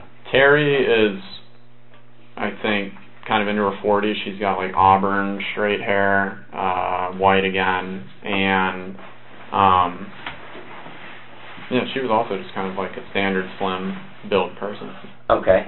What'd you wear to the interview? I wore my suit. It's just like a Men's Warehouse gray suit. Sure. Like brown shoes. Okay. And you said the interview was from what time to what time? And I'm sorry to repeat. No. My interview was scheduled for 10 in the morning, but you got there early. Right, because I was told that I had to print out like my resumes and my other things, but then I wasn't able to the night before. So I had brought my Surface thinking that I could print it out earlier. So I got there at 9, or like maybe 8:45. Where'd you print it out at? I actually didn't. I mean, they said that they couldn't, but they already had copies of it, so I didn't have to worry about that. So you had the interview, and it started approximately what time? Like 9:40. 9:40, and went till about when?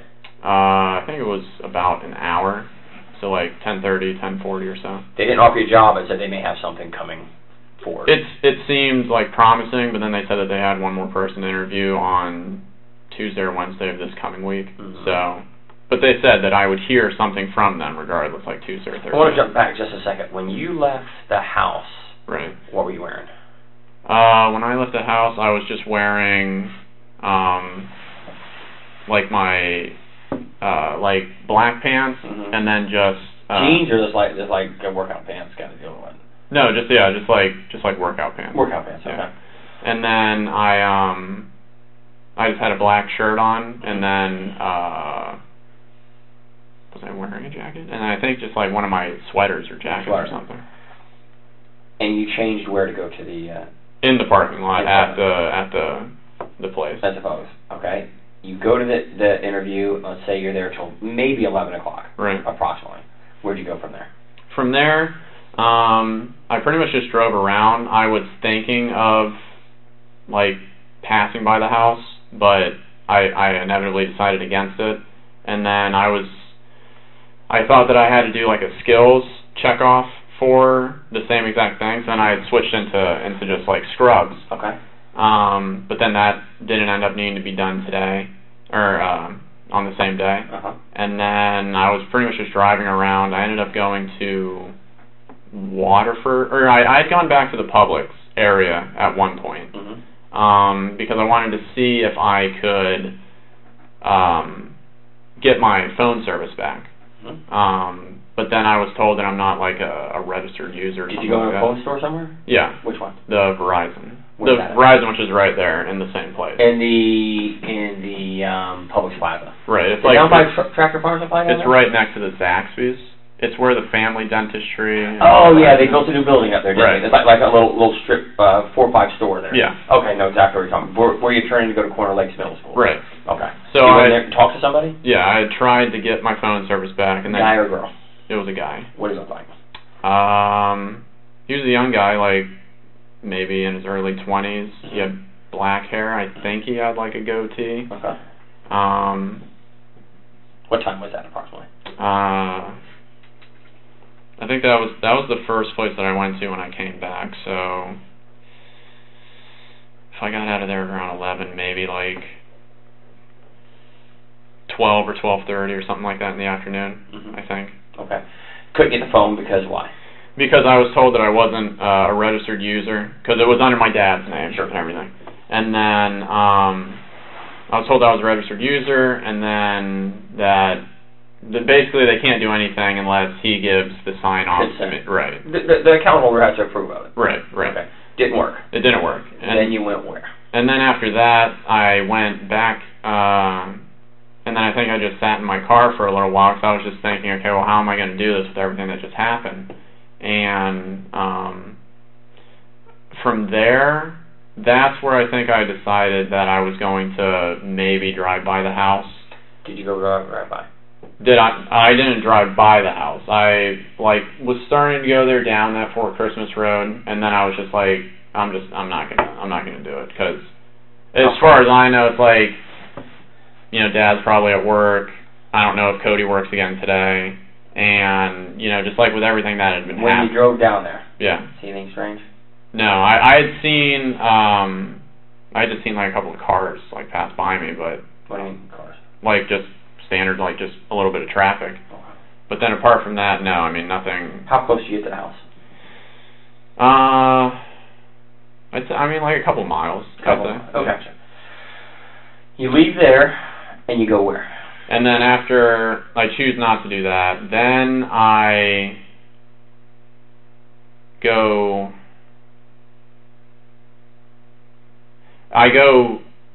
back towards the Goldenrod Express Scripts area, because I thought that I had to do the skills checkoff thing. So then I'm going back that whole like Goldenrod-y area. Right. I think I missed my exit, and then I had to get off at... Did you go 408 again? Yeah. Expressway? Yeah. Okay, so you're going back and forth on the 408. Right. Okay. And then I missed the Goldenrod exit, and then I like don't even think to get off on Cimarron. So then I end up like needing to go off on Crystal Lake Drive, and then I connect up with 50, and then I just go all the way back to the Goldenrod Road. Right. But then I stop off and I see if there was like any email updates or anything like that, and then check your email. Yeah. Nothing. And then there was nothing. So then I was like, oh crap, it's not like today. But you've got to pay for things. You've got some money. Right. In your account. Right. You had Cody's card tonight? Right. Do you still have your dad's card? Yes. Okay, so I had that. Okay. Did you use any of them? I had used Cody's card to pay for one of my bills that was outstanding. It was just one of those from that site. It was just like a bill that had backed up. How much was that? There. $5.99.99. Okay. Cody, you know you were doing that? Yeah. He said it's okay to do that? He said to use this to, like, survive until things can get figured out. Because he knows that I only have, a few $100s to my name. He told you that night that you right. could use his card and pay off what needed to be paid off? He said to use it for, like, necessity. Did he give it to you? Yes. He gave it to you, so here, take this and just do whatever. But that was normal for him, though. He was because he had for the most always... part, he was footing most of your bills. Right, aside. right. Okay. So then after the realization that I didn't have to do any skills checkoff, then after that, then after that, that's where I go to Waterford. And then at Waterford... You stop anywhere over there? I go into Panera, because I think that I'm going to get something to eat. About what time? This was like right before I went to the hotel, so it was like after that. Then after that, that's where I go to Waterford, and then at Waterford. You stop anywhere over there? I go into Panera because I think that I'm going to get something to eat. About what time? This was like right before I went to the hotel, so it was like 1:30, 2 o'clock in the afternoon, maybe. Okay. And then in there, I think about getting something to eat, but then I don't really want to use, like, the other cards to pay for something, and then I know that I only have a little bit, but then I'm going to have to, like, sleep somewhere. And again, I'm trying to use, like, my money for that type of stuff. So then I'm only in Panera for, like, 10 minutes or something like that. And then I end up leaving from there, and then that's where I go to the DoubleTree, and then that's where I checked in. And then I was at the DoubleTree all night. Did you go anywhere? Leave? I only came out of the DoubleTree to, I think, get, like, a water bottle out of my car and to get, like... to get my, my razor out, just in case I needed to shave or something like that. In your room? What's in your room back at the DoubleTree? At the DoubleTree, it's my leather, like, just shoulder bag. And then it has my other small leather, shoulder bag, I guess you could call it, but it's like a satchel. Okay. What's in it? What's in this bag? In the satchel, it's just got some batteries, some protein bars, just some, like, ration-type food. And then in my big carry, it's got just, like, some clothes, standard clothes. It had my, like, all the electronic chargers and whatnot that I could get, just kind of, like, grabbing and putting in there. And then it has my Surface, my cell phone, and my iPad. Yeah. And then it's got, like, some like bills, like some previous bills. Does your cell phone have a lock on it? Yes. What's the lock? 2112. 2112 for the lock on the cell phone. How about the iPad? The iPad, I don't know. I never turned it on. Oh, you've never even used it? No. I've used it before, but I never turned it on since I got it back. Because my dad was, like, keeping all of that stuff, like, locked and put in somewhere. Slept there last night? Talked to anybody? I messaged the girl that I'd been talking to on Twitter. Yeah. On Twitter, so you have to pay for it. Right. Did she respond back to you? I think once, like, 1 or 2 responses. What's your Twitter address? I'm sorry, I'm not a Twitter person. No, it's just Grant A. It's just what it is. It's just Grant A. With a space. Grant space A. I think if you type in Grant space A, it'll like pull up my picture. Okay. But it's like one of those Grant space A 84950. It's got like 9 numbers after. Okay. I'm sorry. I'm not a Twitter person. I don't know that much about it. Sorry, when you get at our age, sometimes some of these things have passed you by. And that's fine. I appreciate you explaining to me. So the Surface and iPad have no passwords? The Surface, my computer has a password, but the PIN is just 2112. You're just using a home address. Yeah. So it's easy to remember. Yeah. Okay. But with the iPad, I don't know if it has a password on it because I never turned that on again once I got it back. Okay. So you stay there. Right. And wake up this morning. Right. Nobody else in the room. Nobody else in the room. Rented in your name. Rented in my name. Okay. You come out and do what? You come out of the room today to go where? Where are you going? I was going to go down because I had like one more bottle of water in my car, and I had just finished eating like just a little granola bar thing, so I was like, I'm just going to go down and get my bottle of water. And you found what when you come outside? All the police officers were there, yeah. Okay. Real quick, do you know if there was a password on the iPad prior to your dad taking it? Yeah, but it was just... they were always like 2112. Okay, was so everything was the same. Yeah. Okay. Here, we got a better map, just to... Okay. And I can't see that. Okay. I'm blind. Lake Mills. Okay. We've marked off there just for ease, and it's not. There's your house. Okay. Here's the guy with the fence with the lights there. Right. And you went down Fort Christmas going into Orange County. Right. And I would suspect this is about somewhere around a mile, give or take, from your development. Do you remember a cross street or anything that it was near? It was. I don't know if it's on here. Yeah, easy for you. Because it would be a road that's like coming in this direction, where it's like side road or like somebody's private road. No, it's like a side road. It's like a road that inevitably collects back up with 417, and it's like it's 450. I think what you're saying, that road, it should come back to 50, if I'm not mistaken. I think there's a split where it splits off, and if you go left, it'll wind up. Oh, yeah, it was before that. Yeah, it was before that split, where if you take that. You know what I'm talking about. But it was before that. It's where there's another road that's intersecting that has like a metal guardrail, like a long metal guardrail, and it's just like a little. I don't know. I can't really describe it. It's like it should be a road that's coming in from this direction. I just have no idea. I mean, unless it's like one of these that's just like right off the map or something like that. Okay, here is... I think this goes back out, if I'm not mistaken, goes back out to where... Lake Pickett. Lake Pickett Road goes all the way from Percival. It comes out and crosses Trulia Road 419. It goes back through some developments, some new developments, winds its way around, and kind of looks like that. Does that look about right? Fort Christmas, before that road comes in, it's a good road. Yeah. There's a stop sign that way, so probably you think right around there before you get back into the Bithlo proper area. Yeah. Could that have been it? Like right around, here? It was close to that. Was there a church right there? The Catholic Diocese of Orlando has got some property there. No, I mean all that I can remember is just like because right the here, fields and all that. Because stuff. right here, I know it's kind of hard to see, is where you live at. Right. Is right. I think right there. Yeah. Sultan's right there. So then, yeah. That other road comes down. You say where the lights are down that way, and the only real road that comes down and goes back to the east will be that right there. So it's probably that. Yeah, I did not know. But it looks like a decent sized road. It wasn't just like a little driveway or somebody's private road. And then it winds through. So it'd be Lake Pickett. Lake Pickett. Highway, what's it, 420? 420. So somewhere in that intersection. Somewhere, yeah. Better. And then, when you left Cody, what did he say he was going to go do?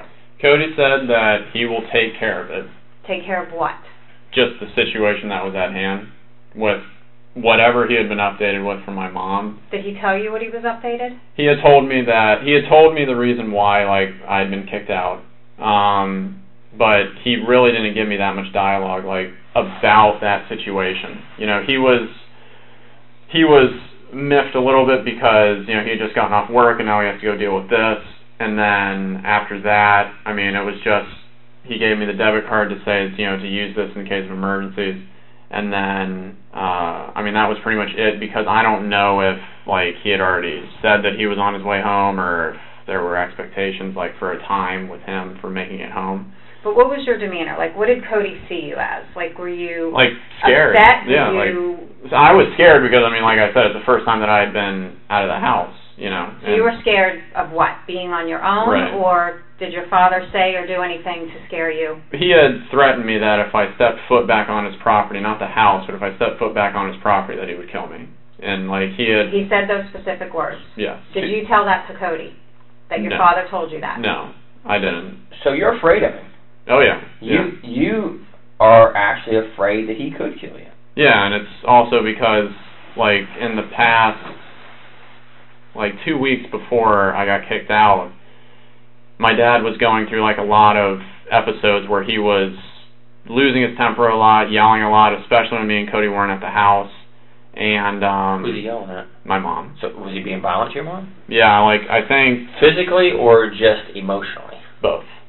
Put his hands on her. He had bruised her left arm by grabbing it, and then apparently she had said that on one of the nights that they were in the kitchen together, and then he was like throwing food at her and then banged her head against the wall a couple times. So, and I'm not going to speak bad of your dad, but he's kind of a violent guy. Yeah, I mean, you have a reason to be afraid of him. And then the thing that I was getting to was that apparently my mom was so scared at one point, because it had been a while since he had been like this, that she had taken like a couple or a number of voice memos on her phone whenever he would like come in and then start, like she knew that, you know, something like he was going to start to get upset. And that on multiple occasions he had told her that he had told her that basically if I fuck up, sorry for the language, but that if I screw up, he's going to kill me and then he's going to kill her. He said those specific because words. He blames everything that happens negatively with me and with Jason, not with Cody, but with me and Jason on her because we're her favorites. So you have a reasonable belief in your mind that your dad could hurt you. Yes. He could hurt your mom. Yes. He could maybe hurt Jason. Yes. He's a violent guy. I'm sorry, I've been this a long time. He sounds like a violent guy. Yeah. Quick to lose his temper with you over minuscule stuff? Minuscule stuff, yeah. I get the point he's upset about the amount of money. I do get that. Right. But physically, he's abusive. Yes. And it's kind of embarrassing as you're an adult male right now. He's been abusive of you for years, has he not? Yeah. I mean, more mentally over the course. But it has been to the point where you as a 29-year-old male, right, 29? 29. That you're afraid that your father could kill you. Yeah. And I mean, again, it's like, you know, at the house, I mean, I have like no access to anything. So I mean, it's literally just like me, and you know, I told you. Access to anything? You mean what? Like, you know, anything to defend myself. You know, like I sold all my guns. You sold it. Does Cody have guns in the house? He does, but they're like locked up somewhere. Dad have guns in the house? Again, yeah, but they're locked up somewhere. And you don't have access to them? I don't even have a house key. I don't have a house key. I don't have any keys to the doors inside the house. All I had was my car key. That's all that he gave me. And that night when you argued with your father and he said he grabbed your shirt and pulled you off the couch, did he do anything else to you physically? No. No, he didn't like pursue it anymore. He was just... Did you tell Cody that he acted that way towards you? No, I didn't. Cody had no idea that there was a heated physical, just the argument that you needed to get out because you were talking to this girl. Right.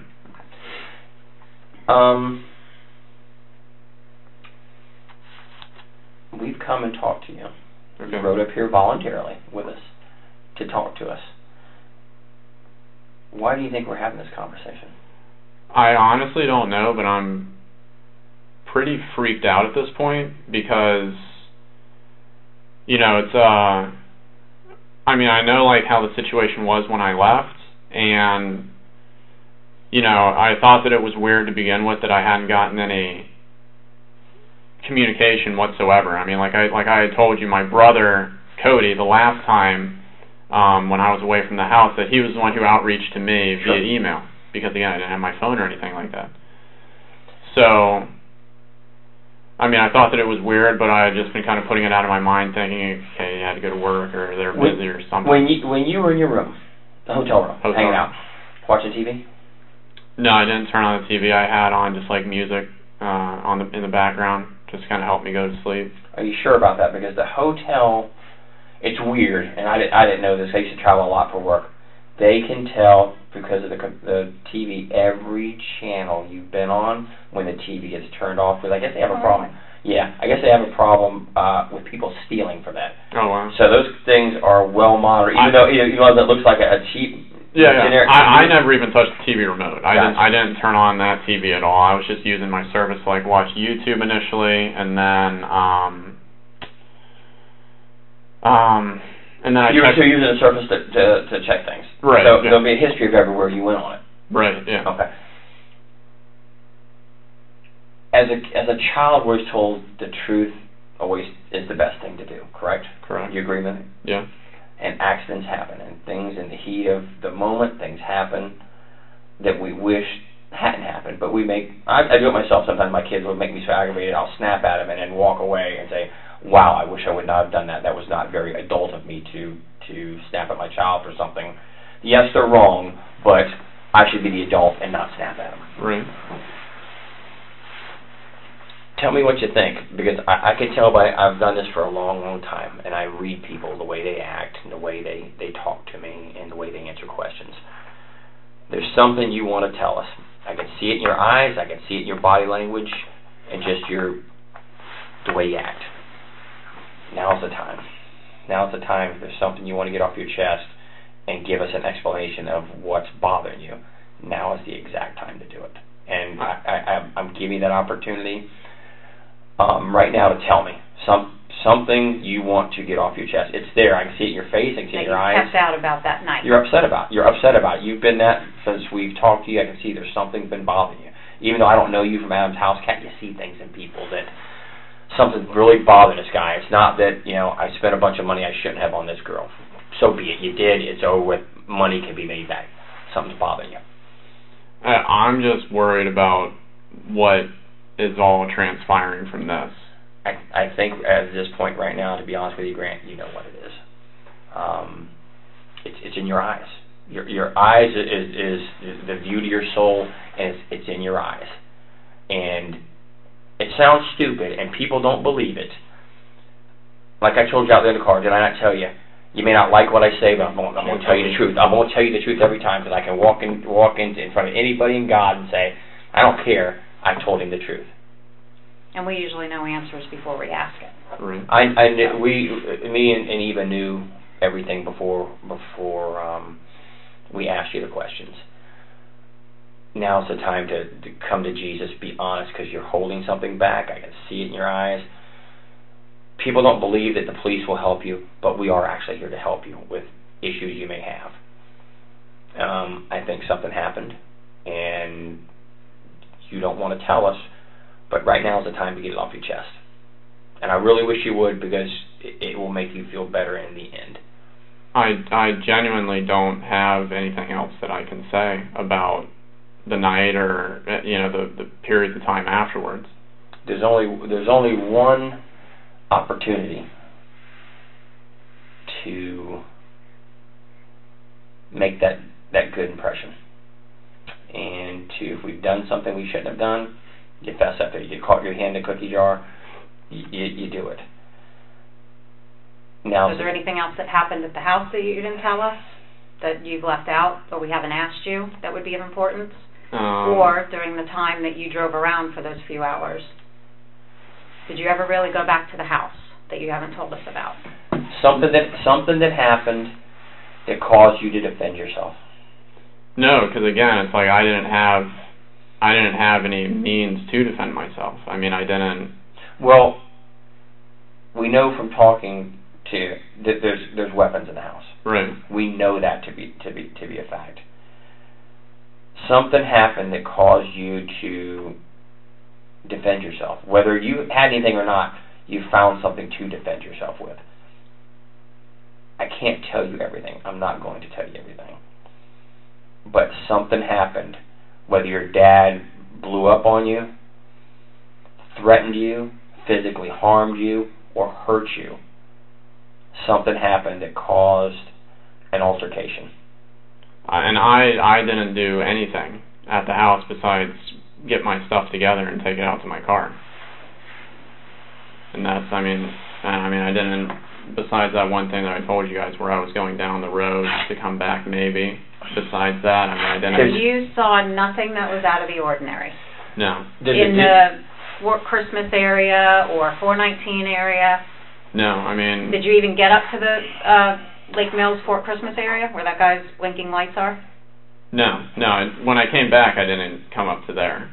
There is, and you're better at electronics than I am. I'm gonna go ahead and admit that. There's a digital footprint, and there's ways to see things that we know that don't make sense. Even though your phone may not have service, there's still issues with the phone. Right. And it was on you the entire time when you left the house until you were in touch with law enforcement. I can track places you've been. and I know where you have been, and I know what time you've been there. And what everything you're telling me isn't just copacetic and doesn't add up. Because there's what I think, what you think, what she thinks, and then there's things that are hard facts that you can't manipulate. Right. You know what I'm saying? I think something happened at the house based on of my knowledge right now, and you're afraid to say it. You're afraid to come back and say that I was a victim, I was hurt, I had something that happened there that I don't want you to tell because it's something maybe embarrassing or not good, but I know a lot more than I can let on right now. And things you're not telling me, I can't help you if you won't let me help you. So where's the missing piece? What have we missed here? I mean, when I had come back that other time, I crossed in front of the dude's fence, the red blinking lights ones. What time was that? I can't remember. That was Friday during the day when you said you were going to come back. Right. Yeah. Okay. But it was after you did your interview. Correct. Okay. Yeah. If you did that, you would have seen something, and there would be something out of the ordinary that you would have seen. If you passed that, you passed something out of the ordinary. What was it? I saw like a news van, and then I don't think there might have been like a cop car. There was like traffic being human nature. Human nature. What do people do when I go back to my old neighborhoods? And I've lived a couple places in Central Florida in the 23 years I've been here. I see something major going on, I get on my phone, or I get on my computer, I wonder what's happened by my neighborhood, and look. Did that even spark your attention? There's a digital footprint of where I went on my phone. This right here phone, they can tell me I looked at these maps on my phone because it's on there. Right. The memory's there, you can't delete it, you can't. You came back to the neighborhood. You saw some things that are really out of the ordinary. Right. And I don't believe for a second that you thought that I'm not going to look what's going on. What happened to my neighborhood? I mean, I didn't search it up on anything, on any of the devices that I have. Did you search it somewhere else? Remember, like I said, I know things that you don't know. And honesty will get you all the things I could do for you. Be honest. I can't deal with someone who lies to me, right. But I'll deal with someone and help them till the end, no matter what. Believe it or not, that's just me, and she'll tell you. It's what it is. I'm going to be honest with you.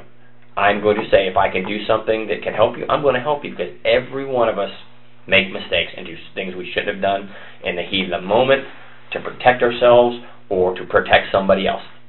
It happens. I know you've searched for something. I know something. I can't tell you exactly, but you said won't you tell me? And I'll say if you're being truthful. What'd you search? When I had gone to the Panera, I searched for like top stories, Oviedo or Chuliota or something like that. And found what? And then I saw that there was, it was like just the initial, like it had like a video, but I didn't listen to the video, but it had just an initial thing of that there was shootings in Salton Circle. But it didn't say like the address or who was involved. It was just like this is the preliminary. Was that on one of the news stations? What was the site you searched? I honestly can't remember. I think it was one of the Weshes. But and you saw the story because we've seen the same stories. You've seen the story because there's a thing that will tell me how long of the time you spent on that. Right. You saw what happened. Yeah, I was on there for like 20 seconds. Well, what was your thoughts when you reviewed this story? I was freaking out, and I was just like blank. I didn't know what to do.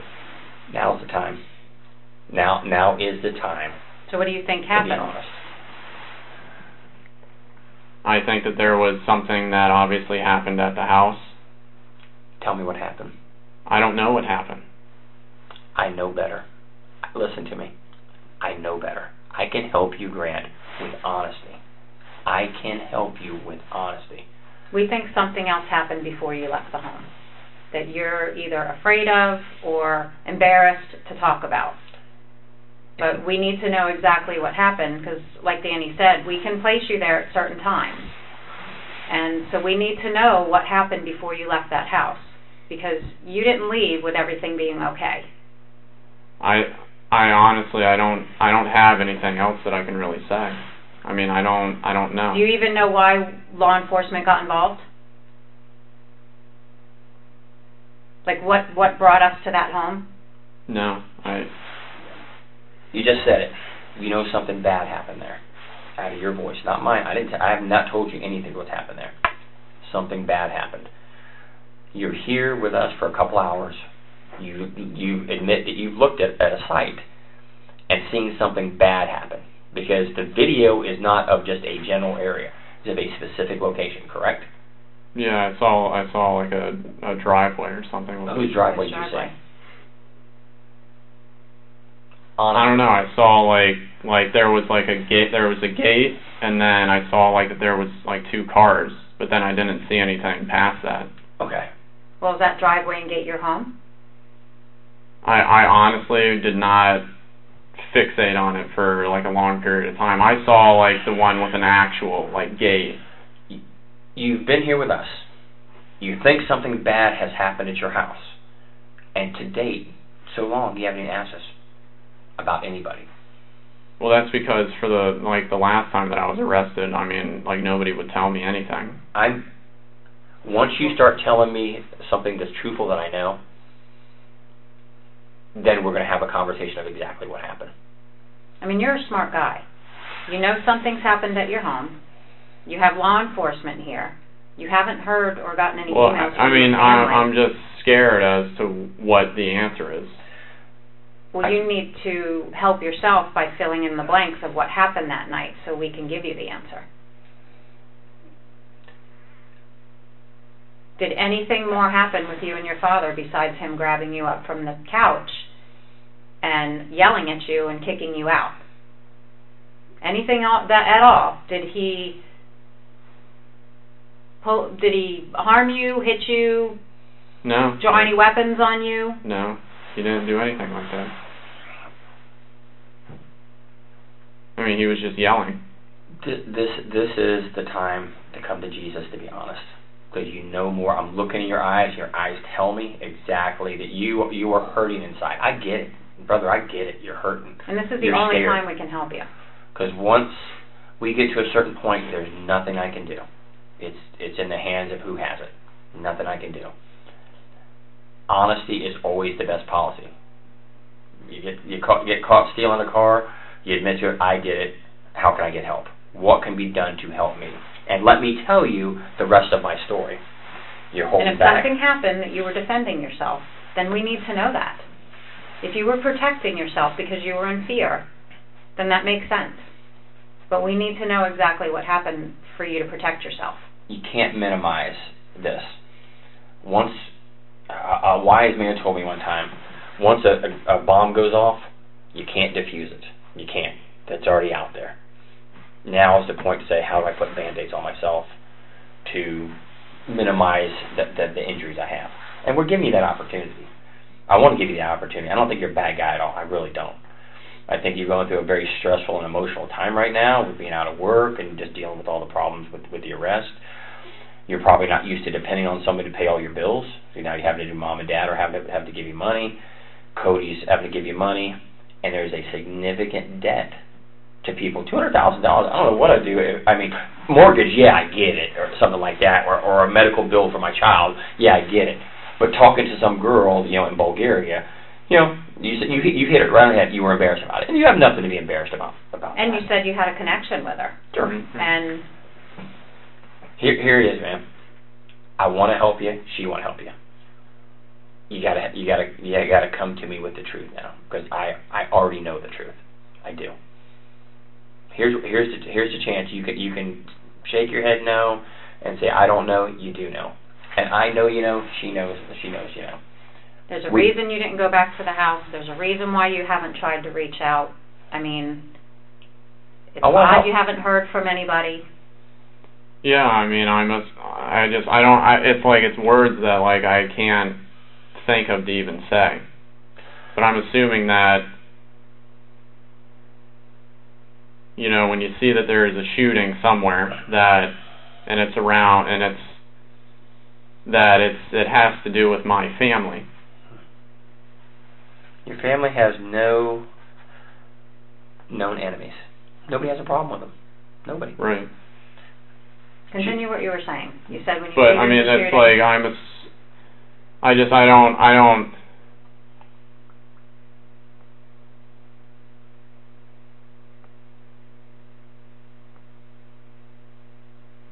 Like I don't know how to even say the words. Well, give me a roundabout what you're thinking. That somebody in my family's dead. And how does that make you feel if you're thinking that? I have absolutely no ability to comprehend the words, because, like I said, I've been there for my whole entire life, and even though there's been struggles and everything like that, there hasn't ever been any issues. There's never been the struggles or the issues like happened Thursday. Never for you. I believe you 100%. I believe it's never been like that. But something happened Thursday unlike anything you've ever experienced in 29 years of your life. Never. And maybe you felt that was rock bottom for you. You were getting kicked out of the house. Your father gave you an ultimatum. I mean, that's, you're already dealing with the debt, and, now you have to stop talking to this girl, and now you're being kicked out of the home. I mean, I can understand how you would feel. I mean, that you'd want to lash out, or, if something happened, you'd want to defend yourself. Sure. Absolutely. But we need to know what happened. I mean, I can tell that you guys are, leading me into a certain way of what... The only thing we're leading you to is wanting to get the truth from you. Not trying to make you say something that's not true, that's not accurate. The truth. The end. That's it. That's all we want, is the absolute truth. Because it's got to come from you. It can't come from us. It can't come from us. Do we know what happened? Yeah, we already know what happened. But it has to still come from you, the truth. Because the parties involved, that's, in all cases, you want the truth from them. I don't want somebody to say something that's not true. Absolutely not. I want them to say, this is what happened, and here's why it happened. Because sometimes there are things that are justifiable. I'm dealing with a case right now where some people were jumped in a house, there was a shooting, and the people involved in the shooting are not going to be charged because they have the right to defend themselves. Nothing in the state or federal law says you have to be seriously physically harmed or killed. Nothing does. You have the right to defend yourself. Absolutely, you have the right to defend yourself. Of your... Sure. You being hurt or your life. But, Grant, I just need you to come. It's there. It's there. I can see it. It's on the tip of your tongue. You want to say, let me tell you what happened. I'm being honest. I think you're being honest about 95% of the story. I truly do believe you're being honest about that. I think it's that 5% as most people, because they're afraid to actually talk to us and tell us their story. And sometimes we can help justify their story once they tell us the truth. It's a fact. It happens that people are afraid to tell things. They're afraid, I'm going to get, you're not going to believe me, you're not going to like me, you're going to think bad of me. It's not the case at all. I have no opinion one way or the other. I don't know you. I don't think bad of you. I just don't know you. If you're a friend, I would think different of you, or somebody I know was something else, or had previous dealings. Yeah, I may have an opinion, but I don't have an opinion of you. I just don't, because we don't know each other. We've never contacted each other, have we? No. So there's no reason for me. But I've been honest with you the entire time, and I will continue to be honest with you till the remainder of my career at the Seminole County Sheriff's Office. I'll always be honest with you. Call me and say, hey, this is. I'm going to tell you. Again, you may not like it, but I'm going to tell you. That's just me. And some people don't do that, and some people will tell you things that are misleading. I'm not going to tell you anything that's misleading, because that's my word. That's my integrity. That's my character. Now's the time, my friend. I want to help you. She wants to help you. And I'm telling you, I'm going to help you. Anything I can do within my power to be honest with you. I'm going to. That's it. But I got to have the truth from you. I can't get it from somebody else. I can't get it from her. I can't get it from other people I work with. It's got to come from you. I already know. I'm telling you, I already know. I got a couple more years. I'll retire. I'm going to take my career with me and be happy with what I've done, because I've been honest with everybody. I'm asking you to be honest with me too. I want to help you. I mean, apart from the times maybe being wrong, I genuinely don't have anything else that I can say about what transpired during the nighttime. So when you left your house, everybody was fine? Yes. And when you left Cody? Everything was fine. Well, we got called to the house because Cody didn't show up to work. So law enforcement goes over there, and can you tell us what we found?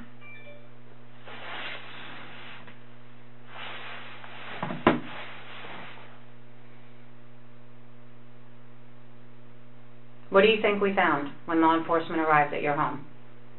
I mean, you guys are talking about guns, and you're talking about other things that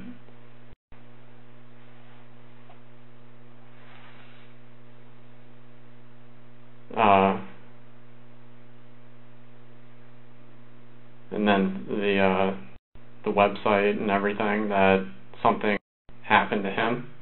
Who's him? Cody.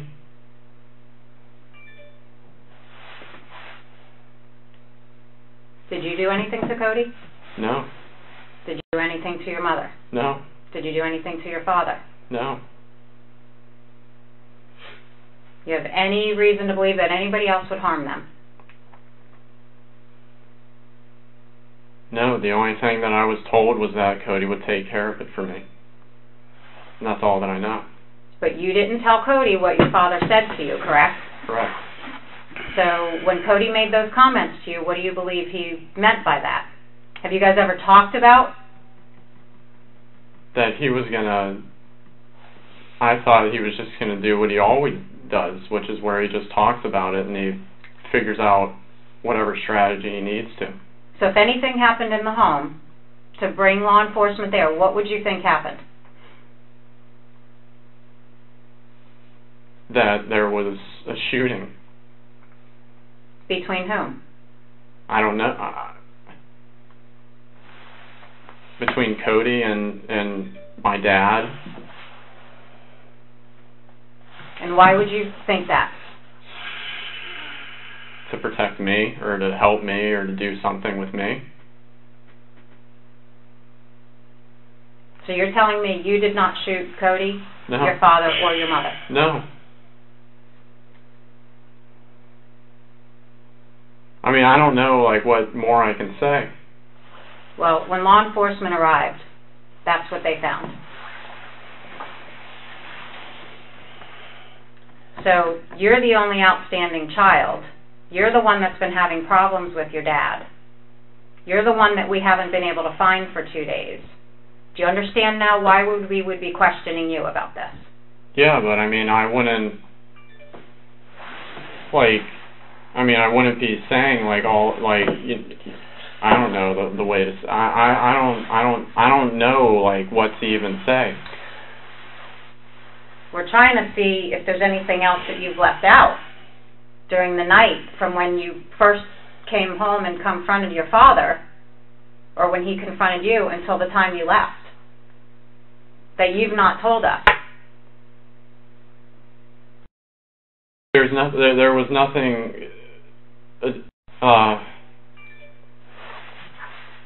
There was nothing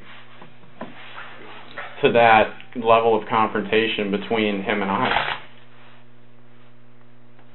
So if anything happened in the home, you believe it would be Cody and him? Yes. Because I don't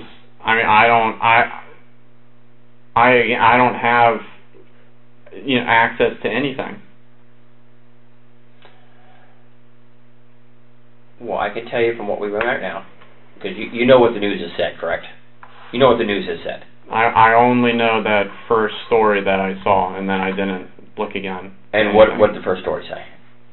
That there was a shooting in the Salton Circle area, and the investigation is ongoing. Okay, and what did they say? They say the status of the people inside the house? What did they say? Because all the news have reported the same thing. Every one of them. The sheriff has held a press conference. The sheriff has provided information to the media. And it's known what has happened in the home. All that I saw was literally like the paragraph, and then the last sentence was there's an investigation ongoing, and then I didn't. You saw more. Because at Panera, when you said you pulled it up, they had more information then. They had more information than just there's been a shooting. There's a lot more information was given. It was all over the news by that time. The new news reported exactly what had happened. We know that Cody didn't shoot your dad. We know Cody didn't shoot your mom. We know Cody didn't shoot himself.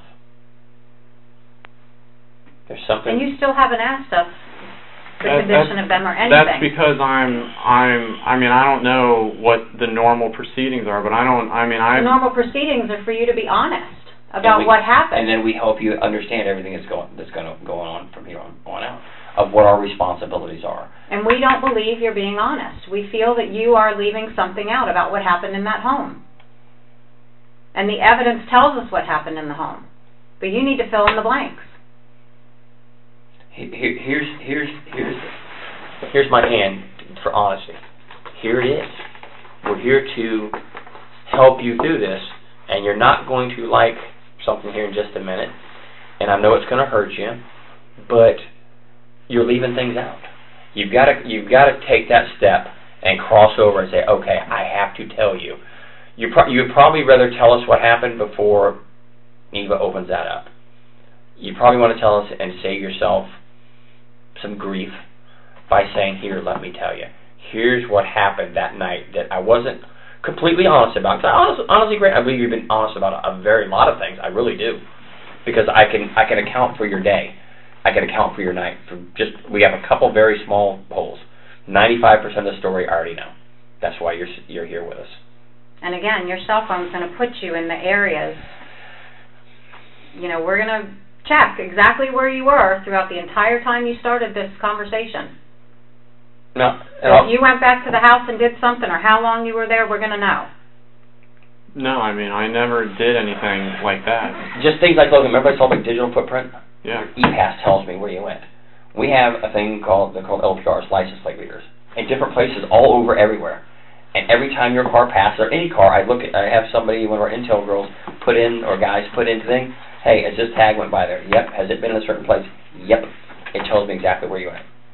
Man, I'm telling you. I know it's hard to trust the police. I know people don't trust the police. You got to give me the chance to trust me. You have to. I already know. I know what happened. I know. 95% of the story, I know what happened. And so do you. And it's in your face. It's in your emotions. It's in your body language that something is severely, from the minute I met you in the hotel, severely bothering you. And you knew why we were there the minute we came to see you. You knew why we were there. You knew it. And you knew what I was going to tell you at some point during the course of the day, what was going to happen. You already know, because you've checked on it. I know you've checked on it. There's a way to tell. I said the best thing about the internet and electronics, they tell a story. And they tell how many times things have been looked at, what's been looked at, and how long you spent there. Sheriff can tell me every website I've ever been on this iPhone. Every one. And how long I was there for. Every meme I made up to send to somebody something funny as a joke, they can see it. I'm here to help you, man. I'm here to help you get through all this. I am an honest guy. I'm going to be honest. And when it's all said and done, I'm going to be honest to the very last day that I deal with you. And then when this investigation continues, I'll go on to the next person and be honest with them. But I got to have you step over that little bit of line. Basically, we got a line here. And you're so close to wanting to step over that line. You have come all the way from the back side of that table over to here. And now you're right about right here that you want to do it, but you're scared. I get that, my man. I get you're scared. But something happened there that kicked us off, unlike anything that ever happened in your life, to get to where we are today. And I just need you to tell me exactly what happened. Here's your brother, the guy who's always looked out for you, correct? Paid for your trip to Japan, paid bills. Your dad and your brother have paid $200,000 of this video chat, whatever, with the virtual, not the virtual, but the girl in Bulgaria. Dad's pissed about the cost. I'm sure I'd be upset too. $200,000. Think of the car you could have for $200,000, or paid off college debt or whatever. some girl in Bulgaria got basically your college debt. Now, I'm sure your brother and dad may have been as happy if you take the $100,000 and paid off that program. But there's a lot of pressure on you. I get it. I need you to step over, man. You're right there. You're right there at the end, ready to go. We're ready to take the information from you and move forward. We're there. I just need you to take that last step over and say, all right, let me tell you what else. I've been honest about the vast majority of this, but let me tell you what actually happened that night. It's there. When you're talking about the phones, because I'm illiterate when it comes to phones and Wi-Fi and all that. So you said when your dad cut off your phone a few days ago, you had no phone number, like no way to call, just pick up the phone and call someone, correct? Right. So when you would communicate on Twitter, like you said, either on your cell phone or your Surface, you would have to be connected to Wi-Fi. Is that correct? Right. When you were in your home, were you connected to Wi-Fi? No. Talking to these, you know, when you did the Twitter and so on and so forth, were you connected to the Wi-Fi at your home? Yes. Both no, wait. No, I wasn't. I was on the LTE. I was just on the cell service. And you can still do the Twitter thing on cell service on right. the LTE at home? Right. Okay. And then when you are at the Publix, right. You're on what? That's on Wi-Fi. Publix is Wi-Fi? Right. Okay. And then you said the next time was at Panera? Yes. Was on the Wi-Fi? Both your cell phone and the Surface? Just the Surface. I hadn't, at the Panera, it was just on the Surface. Okay. All right, so again, with the whole digital footprint like Danny's talking about, you know that we will know exactly where you were at every time that you connected to Wi-Fi and how long you were connected to the Wi-Fi. You understand that? Yes. Okay. So when you drive away from the Publix or you're driving away from Panera, we will know all of that. And every hot spot you hit along the way, it's going to ding. It's going to make that connection, even just for a brief second. And I'm very familiar with that area out there. I used to live out at 419 and 50, and I know just about where every hot spot is along the way. So it's going to be boom, boom, boom, boom, boom. I want to help you, man. I really do.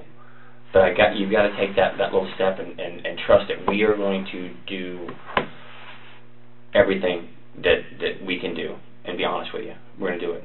But I need you to step over. You have to, because what happens if you don't? You know, it's going to be something that we just can't do anything to deal with. We can't. Honestly, I've talked to people. I talked to a guy that was responsible for a lot of bad stuff in South America, and we sat down over the course of a month, and he finally admitted to some horrific things. And felt a lot better about it, right? Because he trusted us. Because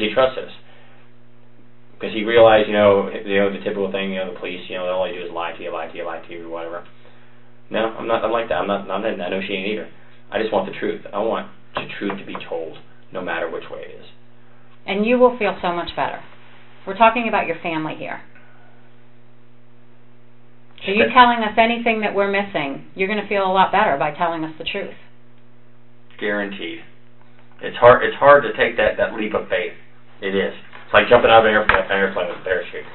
Yeah, if the parachute works the way it's supposed to, it's going to be okay. But the first time I take it, I just got to take it. You got to take that. You got to take that leap of faith with us. I can only do so much with honesty. Honesty. So what are you not telling us? What happened at that home that you know?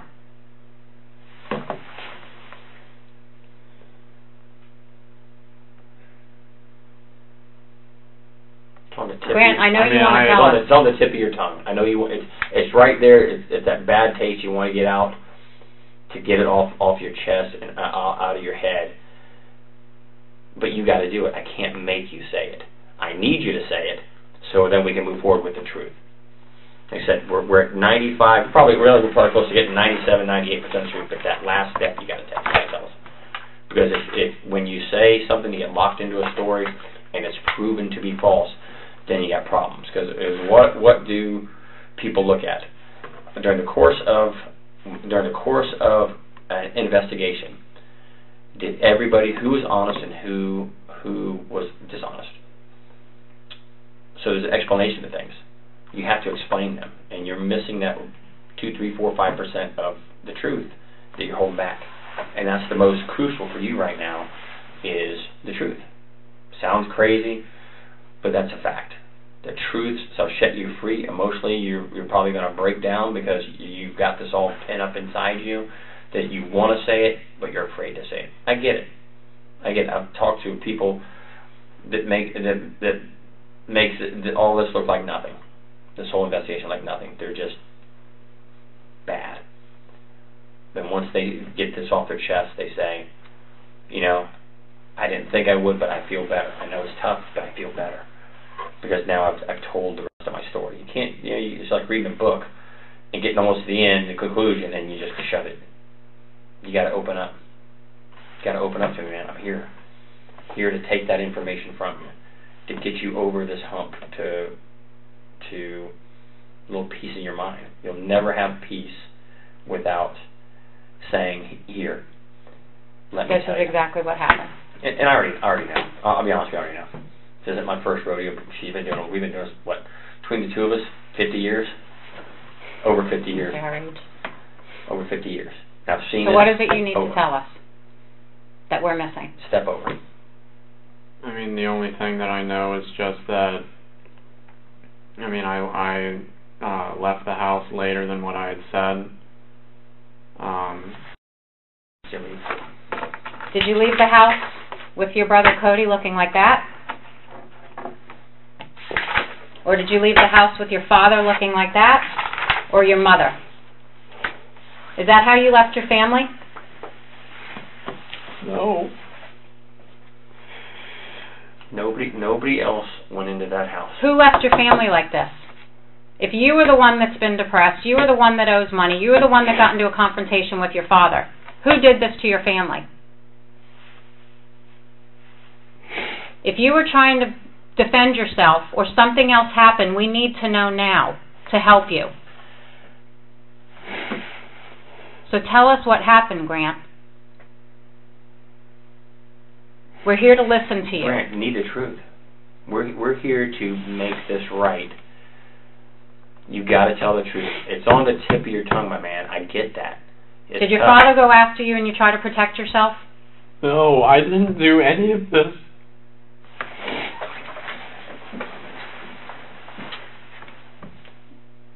There's something that's going to come up that is going to make this all come real. I'd rather it come from you than have to do it that way. The evidence tells us what happened. You have to fill in the blanks. They can't tell me what happened. Fact, I know. She never held a gun. She didn't have a gun that night. Fact, he never fired a gun. Fact, he never fired a gun. Never did. This is the person right here, Mom, who always stuck up for you.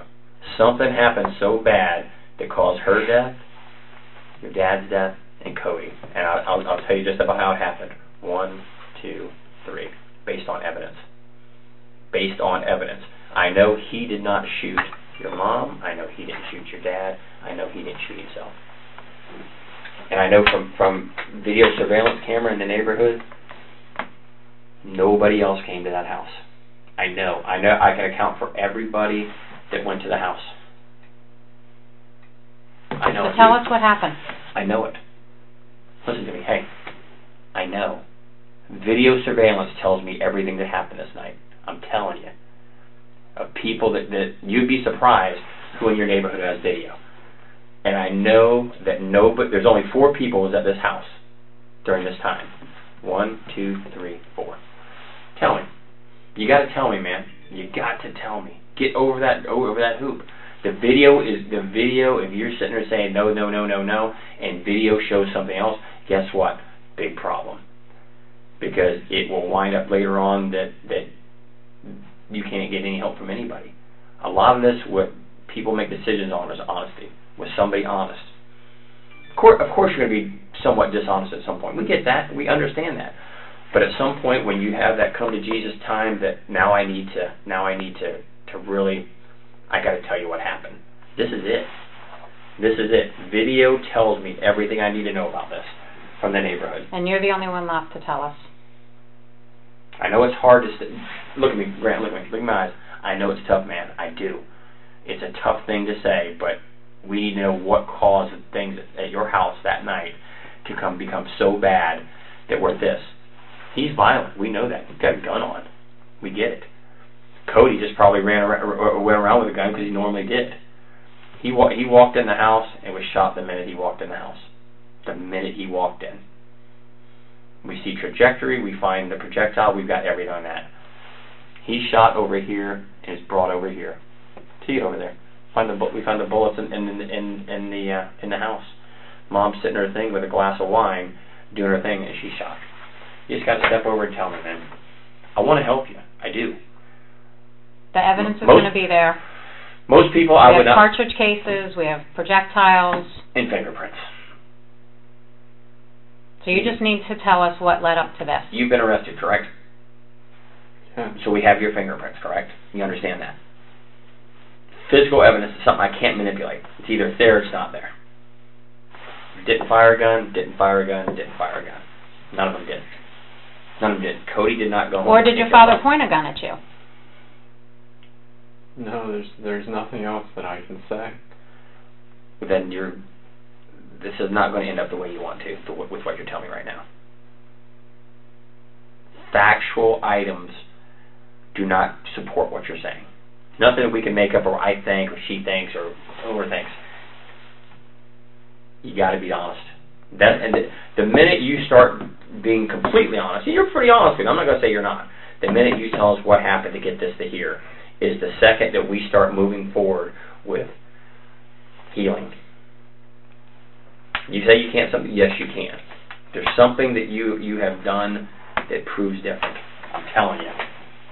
I don't know how else I can't make it any clearer. There's something there. Just tell me. Tell me. Your emotions, your demeanor, your body language, your eyes tell me everything I need to see about you. You want to tell me in the worst way. You want to get this pain off your chest. Do it. Come forward. Tell the truth. It's like going to church and doing your confessional. When I go to church, the few times I go a year and I get up there and ask for forgiveness, I feel 100% better for all the crappy things I've done and didn't do what I should have done throughout the course of the year. Short with my coworkers, short with my kids, not living the way I should live. Gets me too. And when I go up there and make my confession to the pastor, it makes me feel better.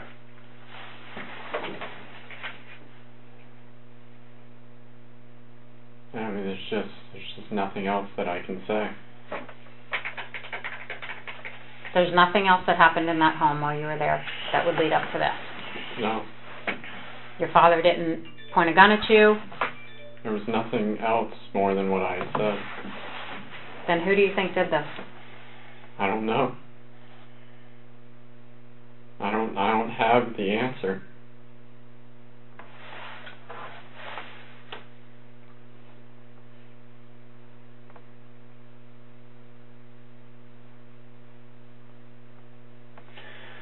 I'll give you a few minutes to think about this and think about life decisions and where do we go from here. So a few minutes to collect your thoughts. Yeah. Okay. I'll give you a few minutes.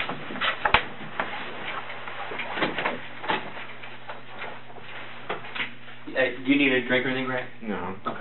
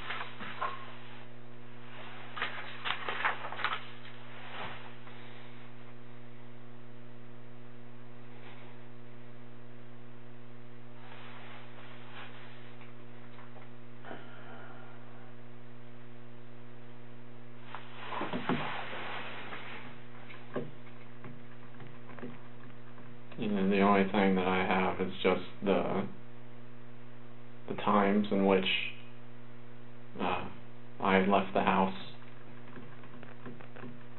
You know, there was still an argument when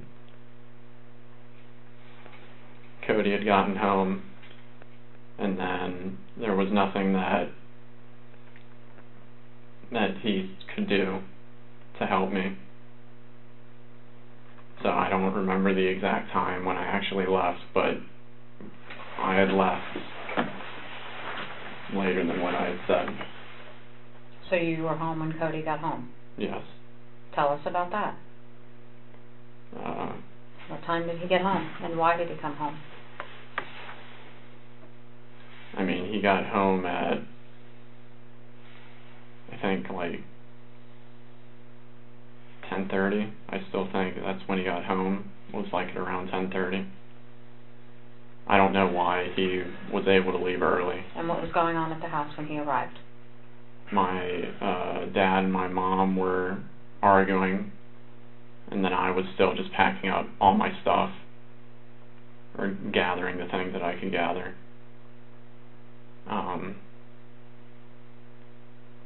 And then when Cody got home, he started to transgress with my dad, and I was still kind of just staying out of it and doing my own thing. And then the end result was still the end result, and then I had to still leave. And then, so is it true that you still met Cody up the block, or was that... No. So you didn't meet him up the block? So why did you tell us that? I don't know. Alright, so then, now let's start from the time you and your father started having the argument. About 6:30, you said, when he got home? Yeah. Tell us exactly what happened from that time on. Even what was said. I mean, it was just a lot of yelling. I mean, it was everything that he had been telling me for the past months and months and months about just how I had ruined his retirement and how I had pushed him back, and now, you know, he'd never be able to do the things that he wanted to do because I had saddled him with a lot more expenses, and that I had told him that, you know, once I can get a job, then I have plans to make amends for the things that I had caused for everybody. Mm-hmm. And he's yelling. Yeah. He's heated. Are you yelling back at him? No, I had never yelled at my dad. And are you sitting on the couch downstairs, like you said? I was in the living room, yeah. And at what point does he put his hands on you? It's just it's like maybe 5 minutes into the conversation. So, I mean, there wasn't really anything that was a trigger that I can think of. What was your reaction when he grabbed your shirt and pulled you up? I had always been passive, so I didn't fight back or anything like that. I just tried to get my grounding, and then we were just standing, and it just continued on. And then what? And then after that, I started the whole process of gathering everything. And where's your mom at this point? She was still in her office. Did she intervene at all? She had gotten up to say that, you need to settle down, or some sort of diffusing statement that she always used to make. And then my dad yelled at her to stay out of this, and then she just went back into there. Okay, and then what? What happened next?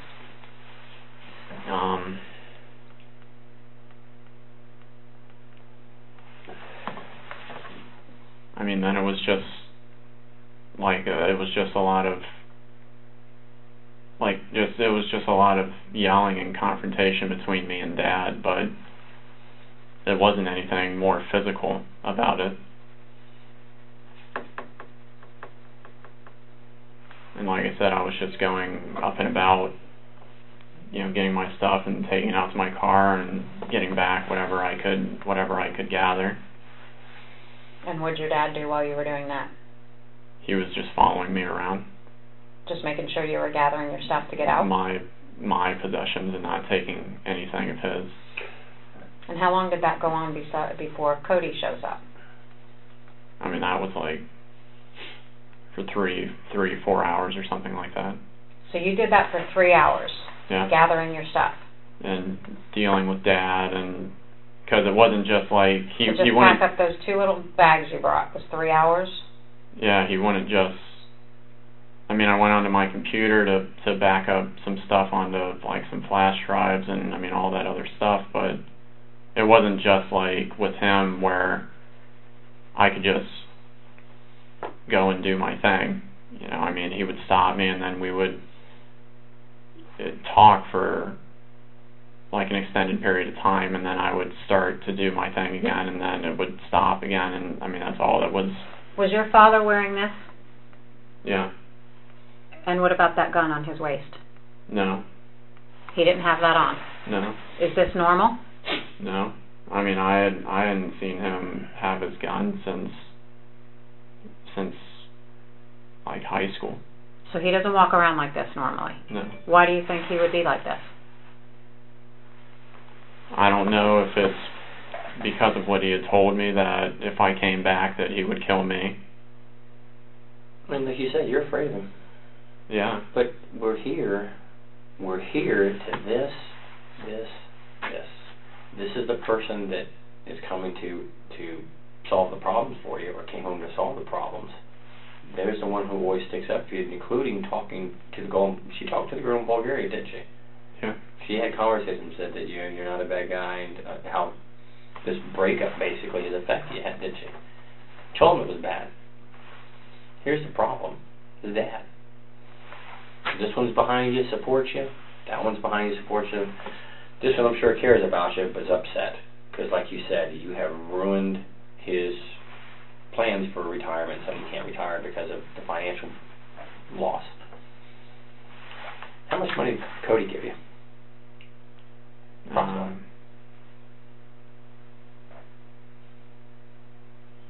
$60,000?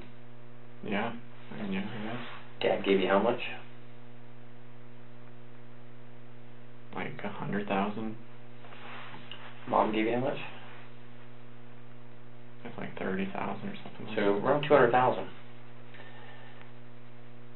And the vast majority of this money went to some girl on the internet. So they're upset. I get that. But we know he didn't fire a gun. We know she didn't fire a gun. We know he didn't fire a gun. He shot the second he walks in the house. At what point does he come into the house? It's like 10:30. And where does he enter? Through the garage. Where does he park his car? Under the awning thing. Outside, not in the garage? Right. So do you see him walk in? Or hear him come in? No. So you're upstairs maybe, or where are you when he comes home? When he came home, I was gathering some of the like power bars into my little shoulder satchel thing. And where are the power bars, in the kitchen or? In the kitchen. So you see him come in? I hear the door, but then that's it. And then when do you see him typically? I see him when he walks into the kitchen. And what is said?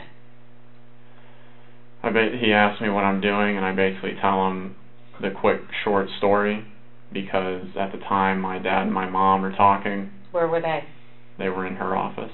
Okay, and what is the short story you tell that Cody? That Dad caught me still talking to the girl that had caused all the problems, and that he was kicking me out of the house because I had broken his rule. Did you tell Cody that he threatened to kill you if you came back home? No, I still didn't tell Cody about that. I had told Cody previously when I went to Cornerstone that that's what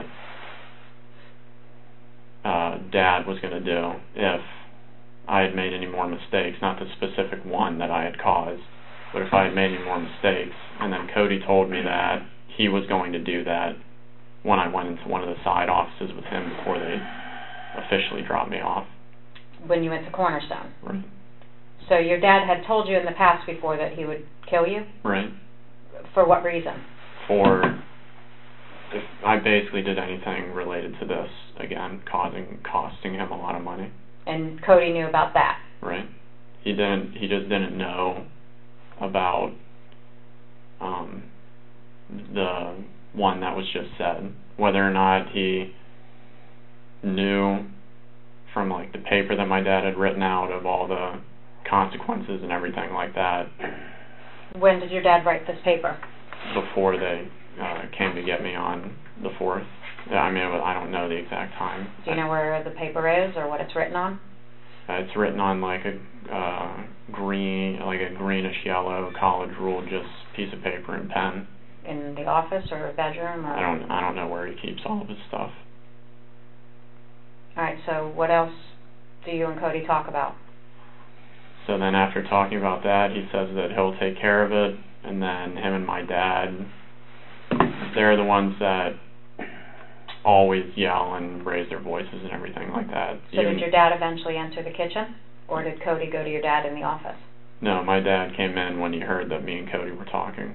And what was the conversation then?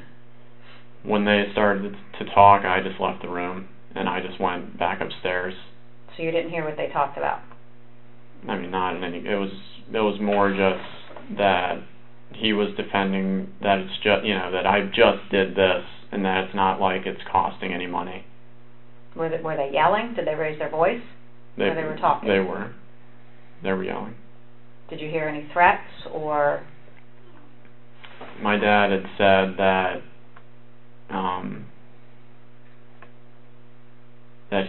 that everybody had agreed that if I had done this, that I would have to go. That there wasn't any more wiggle room or second chances or anything like that.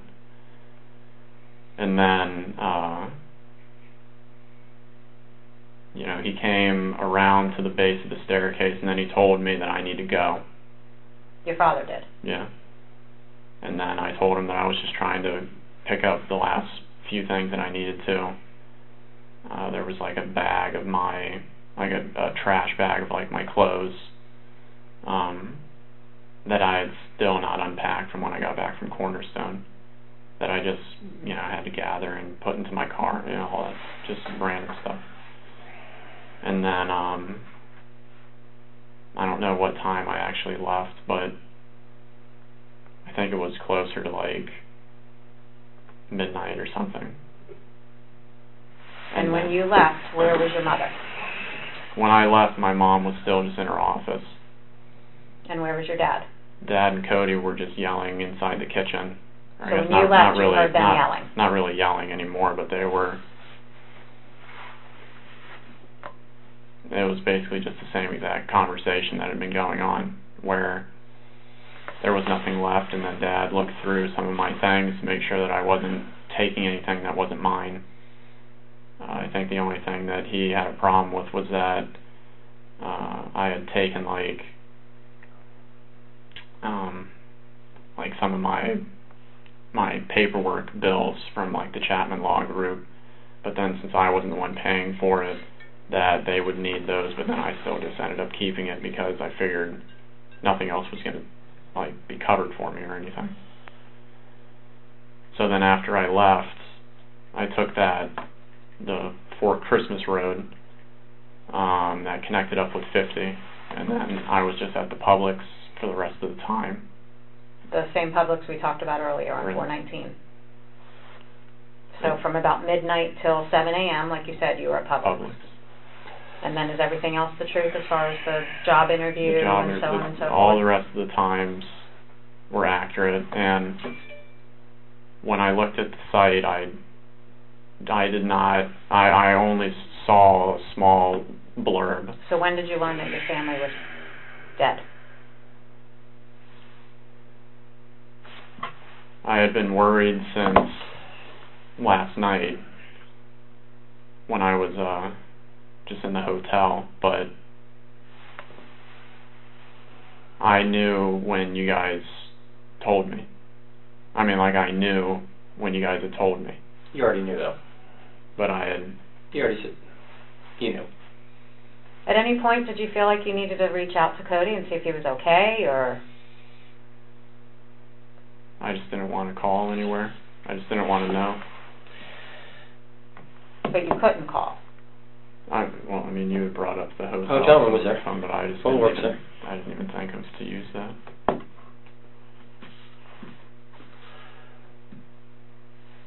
You got a medical background, correct?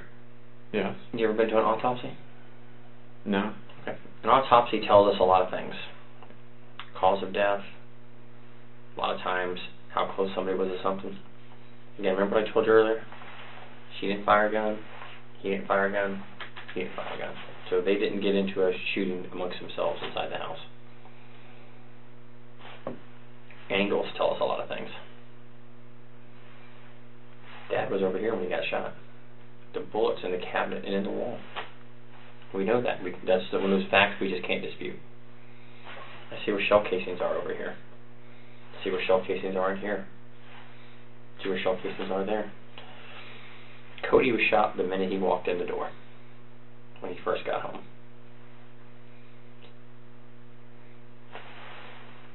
Bullet went through him, from his head to the back of his head, hit the door frame, and impacted into the wall. He never fired.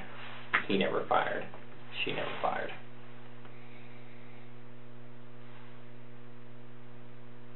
And we know what time Cody left work. I mean, from his boss, from his coworkers.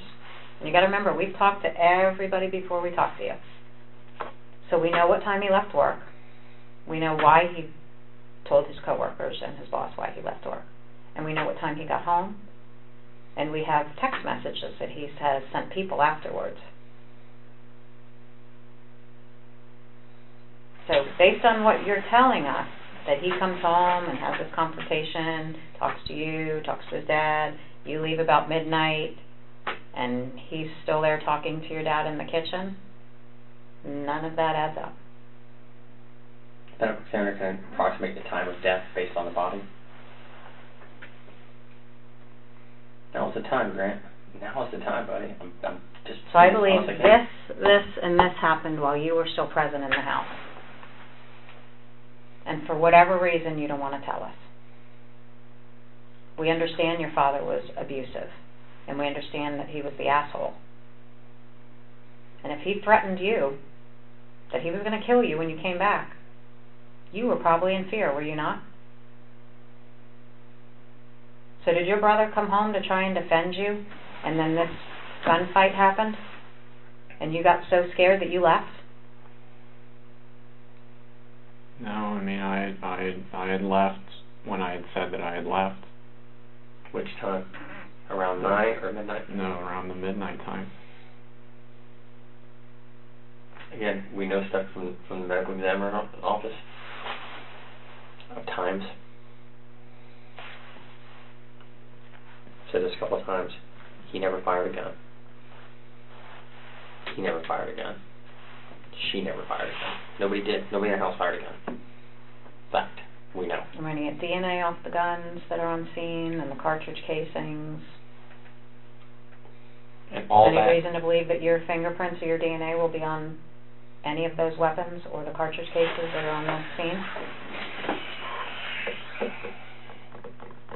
I mean, not that I can think of. I mean, I know that me and Cody had, we had used each other's guns before in the past, like when we go to the range, but... So you said you had no access to these guns now. Right. That was like that was a long time ago. So, there's... So the gun that's still on scene and the gun on your father's waistband, is your DNA or fingerprints going to be on it? Not that I can think of. Let me throw something at you. We pulled financial records from your dad, you, Cody, and your mom. Remember that payment you made? Which? The payment on that bill you had? The $599.99. I saw that one. Well, guess what got paid right about the same time? What? $33,000 of debt was paid off of his credit card. same time, within a very short time of each other. Those things go together.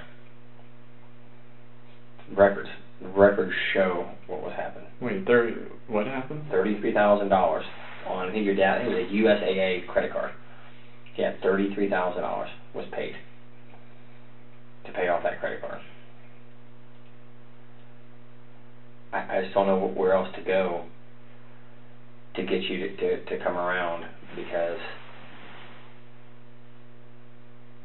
it does not make any logistical sense of what you're telling us.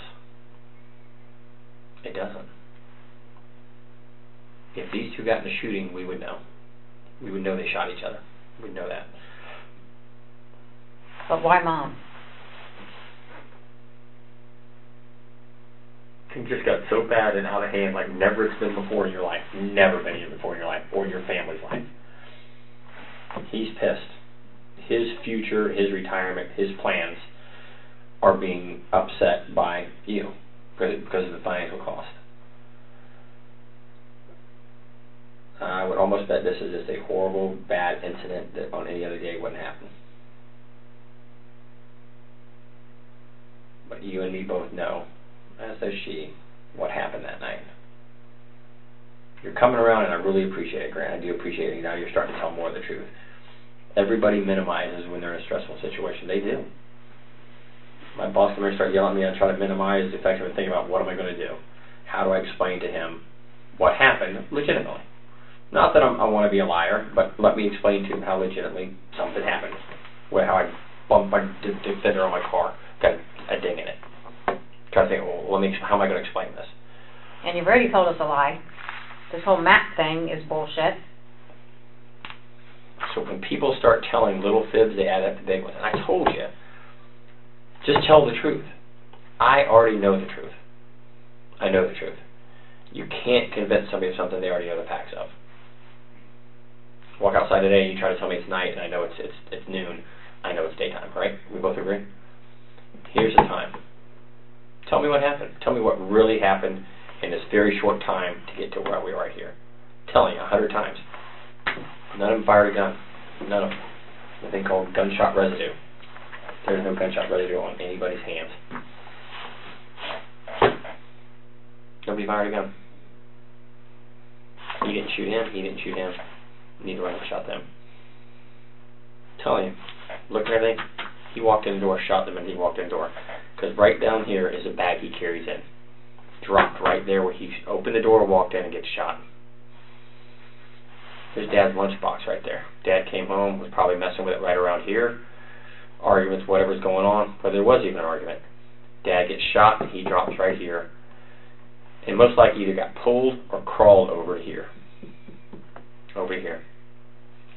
I wonder what DNA is going to be in that blood right there.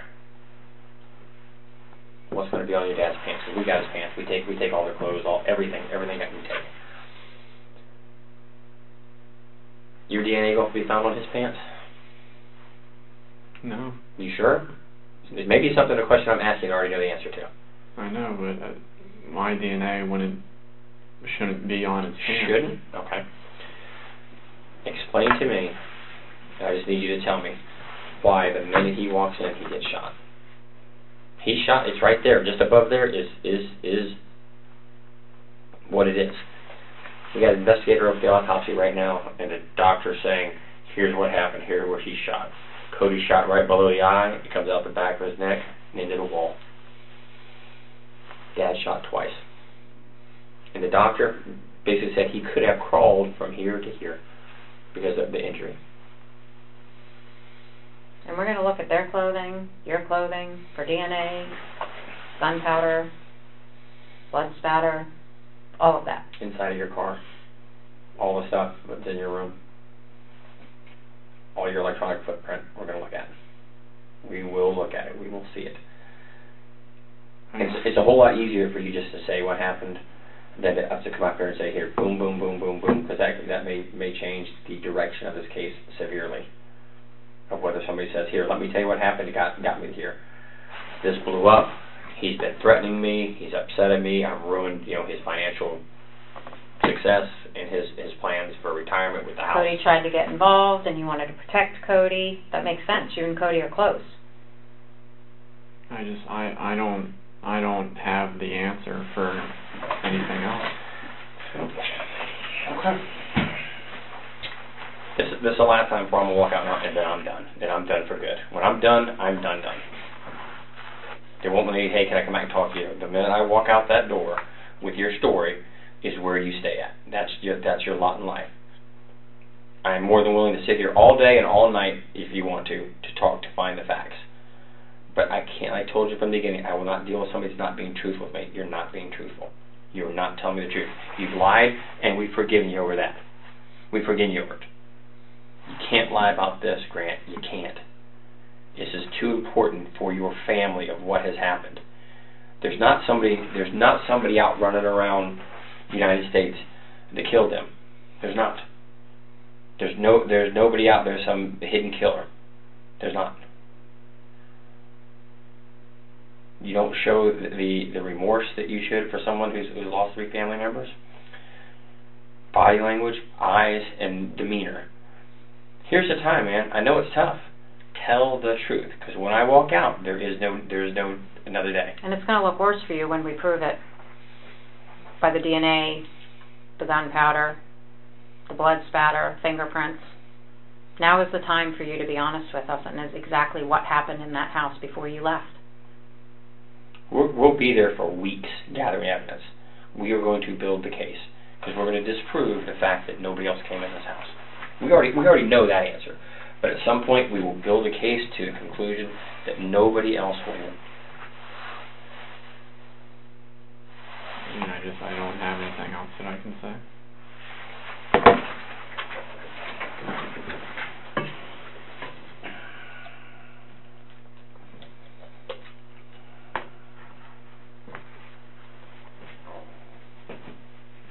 My brother even said the same thing of, like, when all this financial stuff was happening, like, why I couldn't show, like, sadness towards it. And,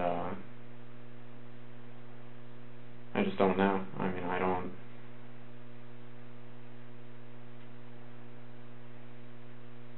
just don't know what else to say. Do you not feel bad for doing this to your family?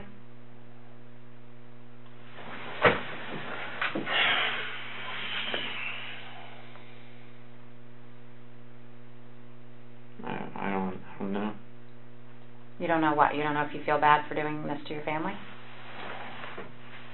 I mean, I've been getting blamed for the last half a year for everything, and I've been trying to move forward into a positive direction.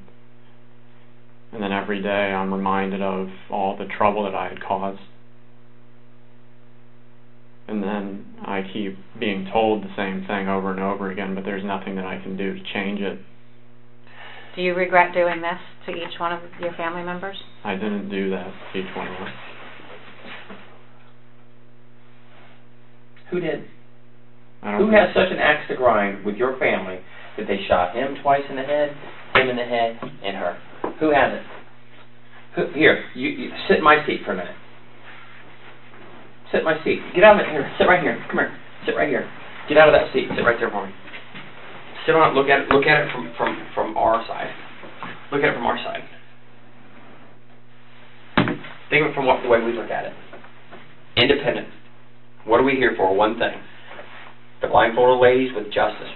Justice is all we're here for. Justice. Look at it. Who has a motive? Who has a motive to hurt your family? You could say Jason, but we already know where Jason was. I can account for every bit of Jason's activity. Every bit of it. Jason gave a statement. What's the first thing we looked at? Is Jason telling the truth? Can we verify what he told us? And in quick succession, we did. He said I was XXXXS. And he went, yep, he sure was. And we know exactly when Cody left work. And know when Cody got home. And know when Cody stopped answering his phone. And know when bills were paid. And knows when vehicles left. and know when phones tagged hotspots. Know it all. Know every bit of it. Now it's time for you to admit to what you know. Because you're saying, I didn't do something, I don't know something. It's an easy thing to say to yourself, but you can't say it to us. Because facts and evidence don't lie.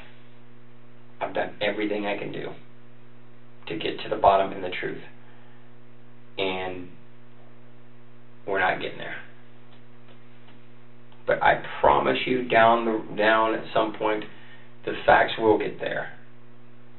And then you're going to ask, hey, can I talk to you and tell you what happened? And the answer is no. After we walk out of the room, like I said, it's done. There is not a second chance. There's one time to make a first impression. You heard that one before? This is it. I believe you're not a bad guy. I do. I believe you want to tell us what happened. And there's a reason this got so bad. There's a reason. And I'll say.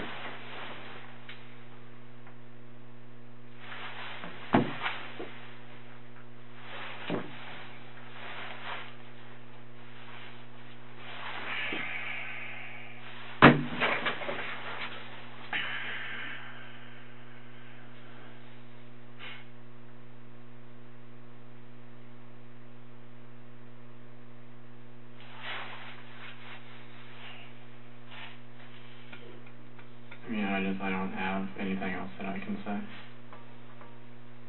I mean, I don't have the answers. That you can say or want to say? That I can say. I mean, I don't know. I know from sitting over here what it looks like. I mean, it's just like when I was accused of the whole grand theft thing. And then it's, everything from security cameras and all this other stuff for saying this, that, and the other, but then there's nothing that showed that I had done anything wrong. And I don't know what else I can say.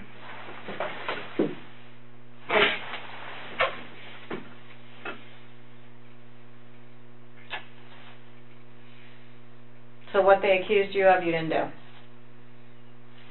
The grand theft thing? Mm-hmm. Right.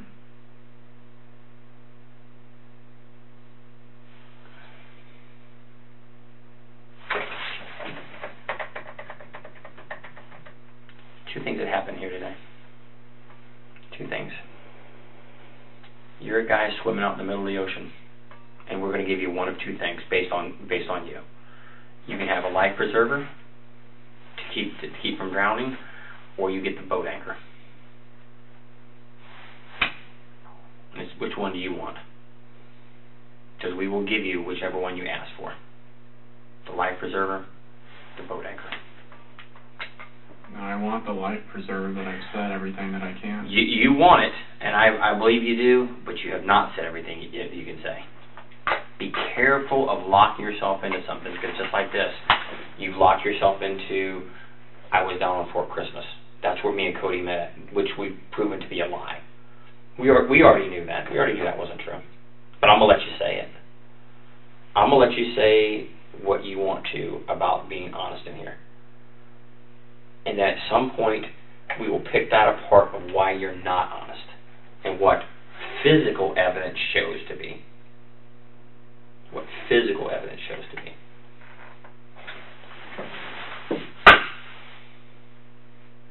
If you want to be honest, this is it. This is the time right now to be honest.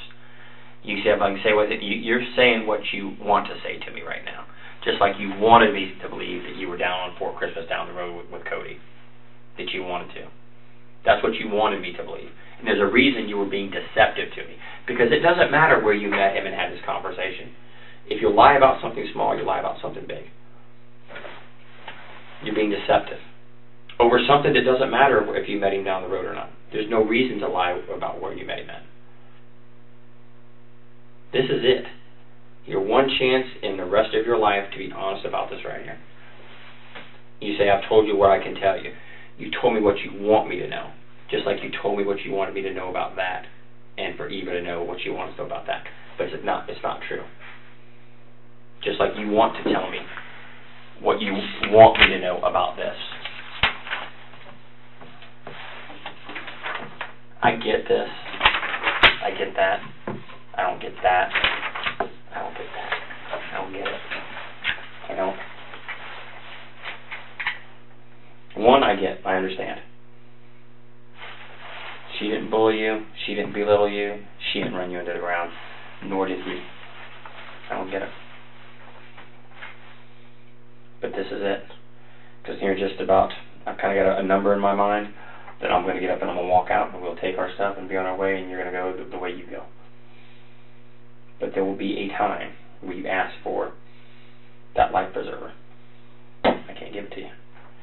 I can't. Once I cross a line I got to step over, can't do it. Won't do it. Think about that. I want to talk to her for a minute. Think about the last life preserver I can give you. Think about it. Take a few minutes just to reflect on it, and then we'll come back to you in a couple of minutes, and then we'll go from there. And what happens is what happens. Fair enough?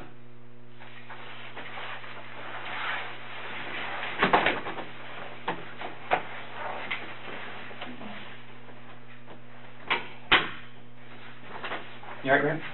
Okay. Need some food, some water? You good to stay for a while longer? You okay? I mean, I just don't have anything more that I can say. I don't know what the next... I'm not keeping you. If you want to stay, well, I'll talk to you till whatever, till you're happy with everything and you're okay. You're not detained. You're not being kept here. You're here willingly. Remember we talked about that? Yeah. You're still, look at me. You're still here voluntarily. I'm not detaining you. I'm not keeping you here. Like I said, if you want to walk out and take a break, catch your breath, get something to eat. If you want something to eat, I've been here for a while. If you want something to eat, I'll be more than happy to get you some food, whatever you want. We'll send somebody to go get it, or whatever you want to do. It's totally up to you. I said you're voluntarily here. I mean, I don't know what the...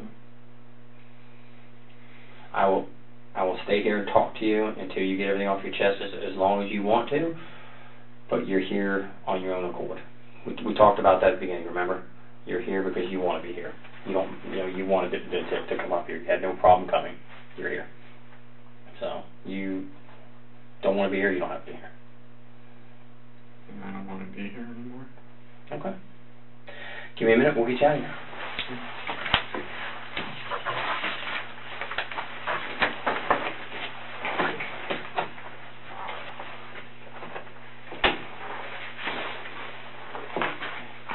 You alright?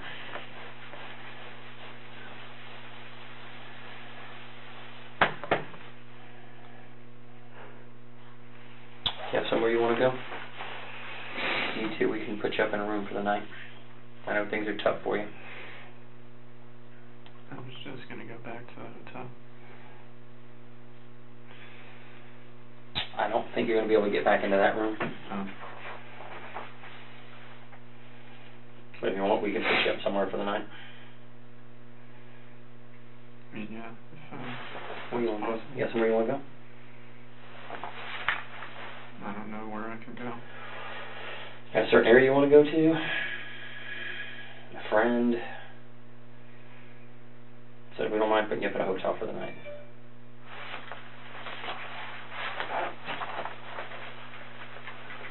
I mean, we got some hotels right here in Sanford. That'd be alright? Yeah. Good check in? Okay. Fine. What we'll do is we'll get you up somewhere. I'll give you my card, my phone number. If you want to talk to me, you're more than welcome to call me. And we'll move forward from there. Fair enough? Any questions of me before I go? Or before we walk out? I'd be happy to answer any questions you may have. Like, what am I, allowed to do? Live your life. And what, I mean, 'cause that's like I have my, my wallet and all that stuff is back at the hotel room, and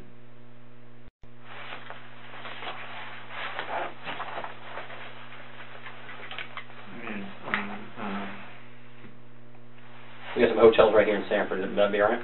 Yeah. Good check. Okay. That's fine. What we'll do is we'll get you up somewhere. I'll give you my card, my phone number. If you want to talk to me, you're more than welcome to call me. And we'll move forward from there. Fair enough? Any questions of me before I go? Or before we walk out? I'd be happy to answer any questions you may have. Like, what am I, like, allowed to do? Live your life. And what, I mean, 'cause it's like I have my, like, my wallet and all that stuff is back at the hotel room, and like cell phone and all that stuff. What? That's probably going to remain with us.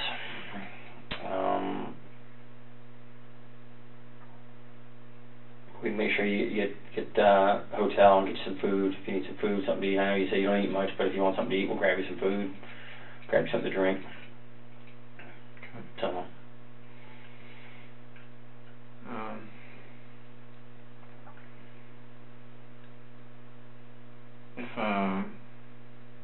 It's like I don't even know my brother's phone number off the top of my head.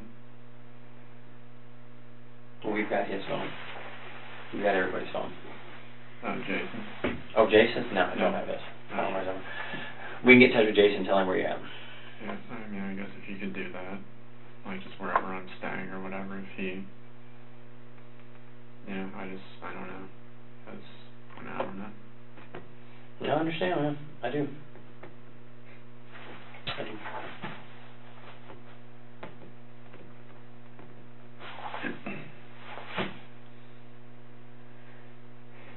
Yeah, I mean, I guess that's it. Sir? Yeah, we're trying to figure out what you're going to hang tight. Like I said, try to figure out a place to get you to a place to stay for the night. We should work on that right and figure out what we can get you to.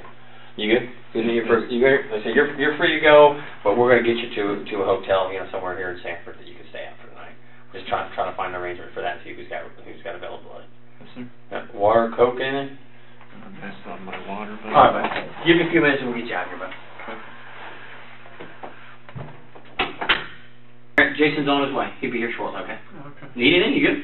No, I'm alright. I'd like you. Bathroom? You sure you need a bathroom? Anything? Yeah, I guess I can see you. Yeah, come on. We'll walk out the bathroom. I gotta go with you just because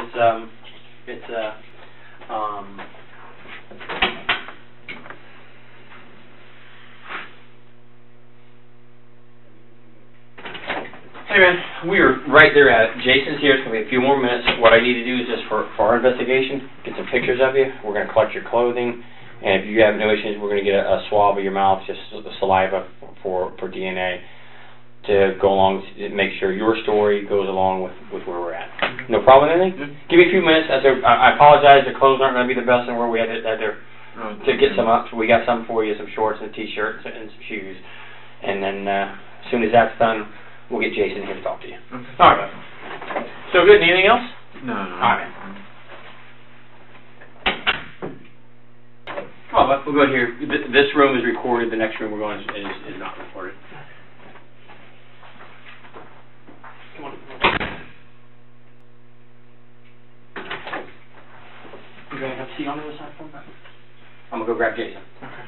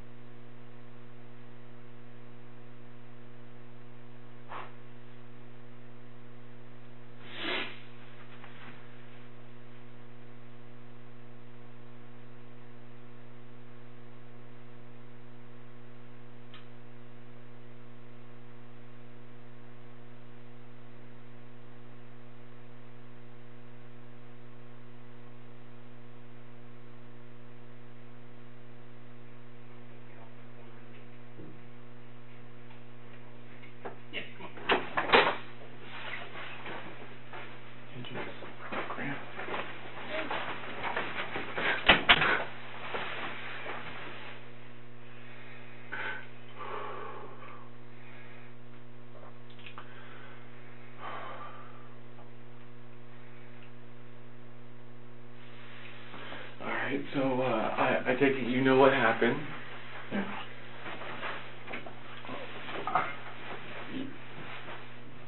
I'm gonna ask you plain out, you are not part of it anyway. No. When's the last time you saw everybody? I left the house between midnight and 12:30. On Thursday night? So Friday morning? Thursday going into Friday. Why? That's when you went to a hotel? No, the first night I stayed just in the Publix parking lot by the Tractor Supply. Okay. And why did you leave though? It's because Dad had kicked me out Thursday because I was still talking to the woman that had caused everything, and I was using Mom's cell phone to do that with her knowledge, but not Cody or Dad's. So then Dad found out somehow, and that was one of the things that he had said would lead to my being removed from the premises. So he basically told you had to leave? Yeah.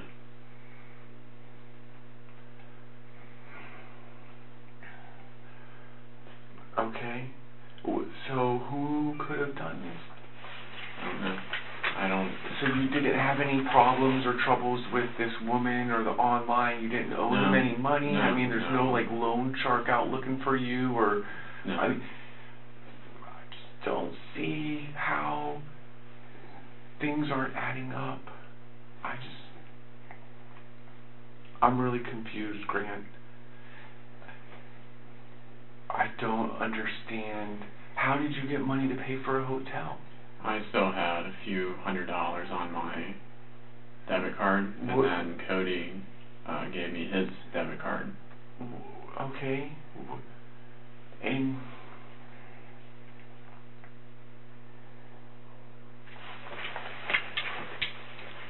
I don't know. I want to believe you, Grant, but you're the last person that I could put in that house.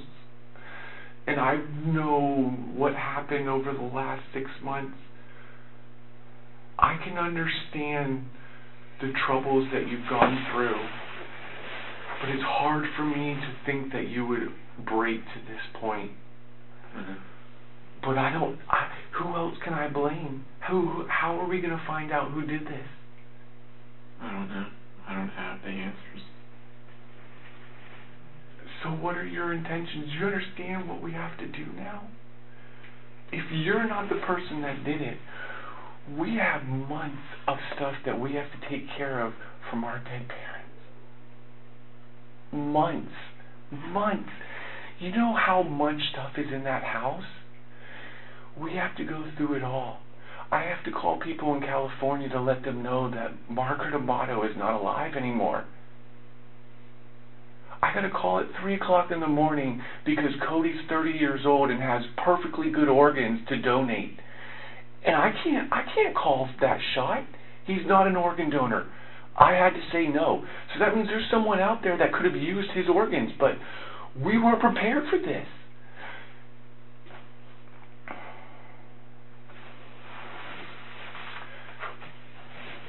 I love you more than anything in this world, just like I loved Cody, Grant, and Dad. I know Dad was an asshole. I know Cody was an asshole.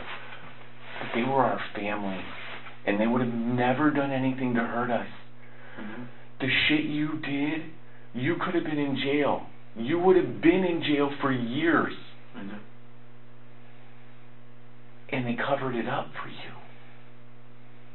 I have a feeling the FBI is already involved because no matter how much Dad can overcome the money laundering, that's money that was moved. Just because they gave it to you as a gift, you can't just claim gifts as income. The FBI wants to know what the fuck is money being moved in that amount.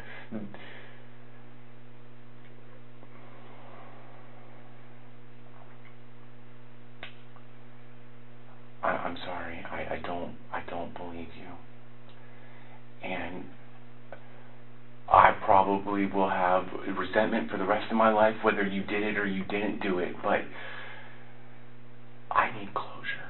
I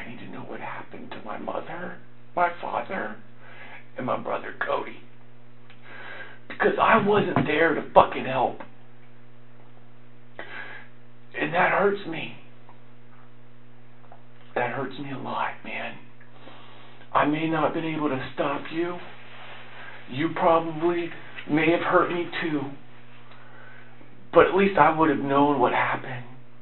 And now I'm in fucking who knows what now. I'm lost.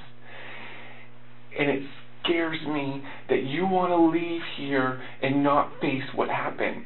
Because you're putting my life at risk then. You're putting Donna's life at risk, Grandma's life. How do we know what you're going to do? What happened on the job interview last Friday? It all sounded good. It sounded like everything was moving forward. And then I was supposed to hear something on Tuesday or Thursday of this coming week. And? Nothing? It was just on Friday. It was last Friday, so it's been a little over a week. No, it was just this Friday. That's not possible. Friday was yesterday. Yeah. So you're telling me you had a job interview yesterday, but you got kicked out Thursday night? Right. I had to get my suit and everything and put it into the car. Okay. Where was your job interview? It was over on Lee Vista with something Scripps. So they'd be able to verify that you were there for an interview. I don't know. I'm going to feel really bad. This is just... I understand. I really do. I understand all your thoughts and what you're thinking and everything, and this is just...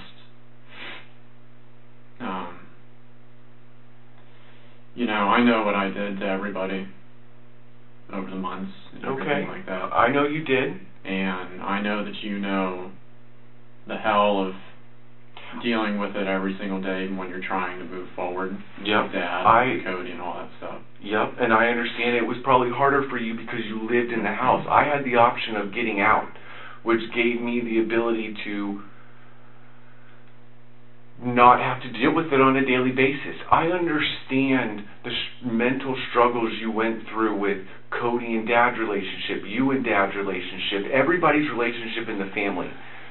You know how smart everybody is in the family when it comes to medical information. And that's what scares me even more about you. If you didn't do it, then you have to know that someone else did it. There is no way that there were people out there looking for our parents or brother. They had to have been looking for you. There's no way that Mom, Dad, or Cody owed anybody money, had anybody looking for them because of something that they did. No, I don't think that it's some money shark or monger or somebody like that. Right, because nothing was stolen from the house. Right. So, people that are looking to compensate for financial obligations would have taken TVs, computers, jewelry, monetarily things. Right. From what I've been advised, that is not the situation. So, that leaves that the people were murdered for the reason that they were in the way of getting to something else. I don't understand why. I don't understand why it happened. I was taking my steps forward despite everything that I was supposed to do, that I was supposed to be doing. The slip-up was still communicating with the woman, but... What were you allowed to take when Dad kicked you out? Obviously your car. Basically my possessions, my cell phone, my iPad, my Surface, some clothes. Weapons? I don't have any weapons. So there's going to be no weapons in the hotel that you were at last night? No weapons in the car? No. No weapons buried on the property? No. I sold all my weapons when I was trying to make money. I remember my mom telling me that. What about,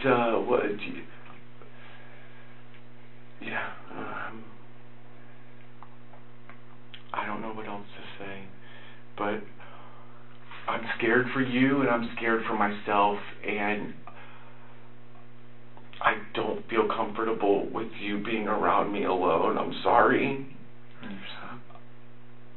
I could take you physically, but if you have a knife or know where a gun is, I'm fucked. And I have little girls that I have to raise. I have a woman that is depending on me for the rest of my life. I understand. Even if you did, it's going to be so hard for me to figure out what to do with you. You do not deserve jail. But I can't come to fucking have attorney press charges for you to be killed. Grant, I need you to be honest with me, man. I need to have closure. And if it doesn't come from your mouth and I have to hear it from an attorney or a law enforcement or the news, it's going to be harder for me. And I know if you can take Mom and Dad and Cody's life, it's hard for you to comprehend that my emotions are going to be that, but it's unbelievably scary, Grant. And I don't believe in God. I don't have a strong religious belief, but I will pray that this is solved justifiably, because it was not fair that Mom, Cody, and Dad's life were taken. They did not deserve it, no matter what feelings were felt by anybody. They were good people. I know. And they showed it by protecting me all the time. But Dad kicked you out. That's because I still broke the rule, and that it was apparently Dad's job to be the hammer person, or whatever he would describe it as. Right, I was told that you would not have access to be able to contact this woman. Why do you feel the intent to still contact her? It was just the whole emotional thing. I mean, that's all that I can say. So are you saying that you love the woman? I feel like I did, yeah. Okay, you feel like you did, so you don't feel that way now? Well, I mean, now it's pretty much, I mean, it's not what it used to be, is all I can say. Because she's aware of what has happened in the last several months. Right. So why do you feel the need to still contact her? I don't know. I mean, I don't know, apart from just like that feeling when you care for somebody and you've been with them for however many months. Yo, I know that feeling. So, I mean, I was just, I knew looking for closure? To some degree, yeah, and I knew that I could never do any of the money stuff anymore. Okay. So I guess that was like... It hurt, right? Well, yeah. Yeah, because you can't carry that persona that you carried before. But the crazy part is, you're still the same person. You are still Grant Amato that I grew up with for 17 years, that I played with, that we hid shit from Dad so that we didn't get in trouble. Who covered those grenades? Mom.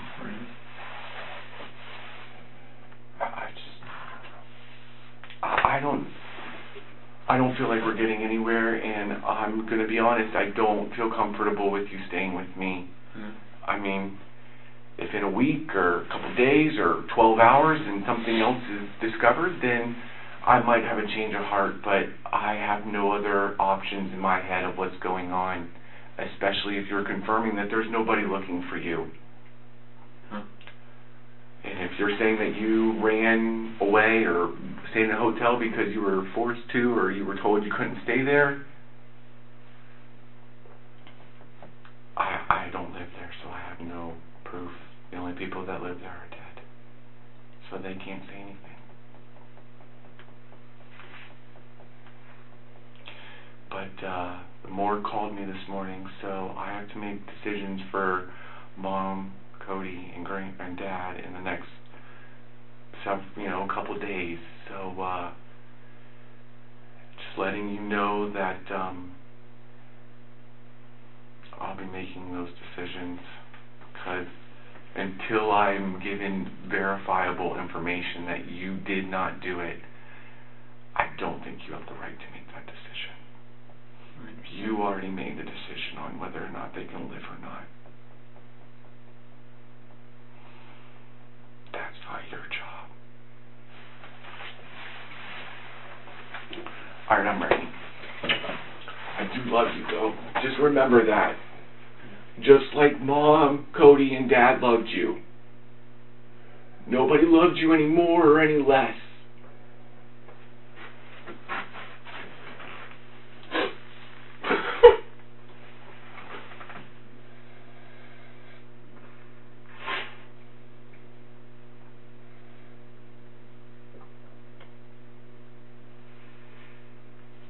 I'm gonna pray for you, brother, because I can't pray for Mom, Dad, and Cody anymore. Please press on the checker.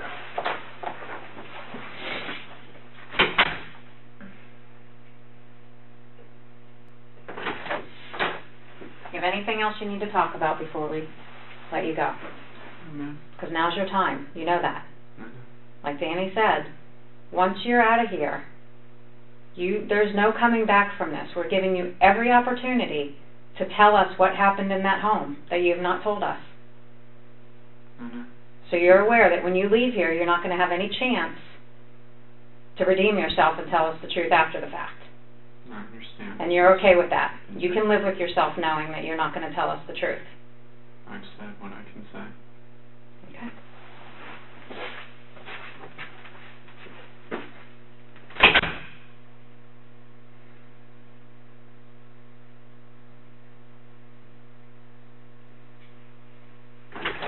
You ready, man? Yeah. Question for you real quick. You don't want to hurt yourself. No. You don't want to hurt anybody else. No. No suicidal thoughts. No. Okay, come on, bud.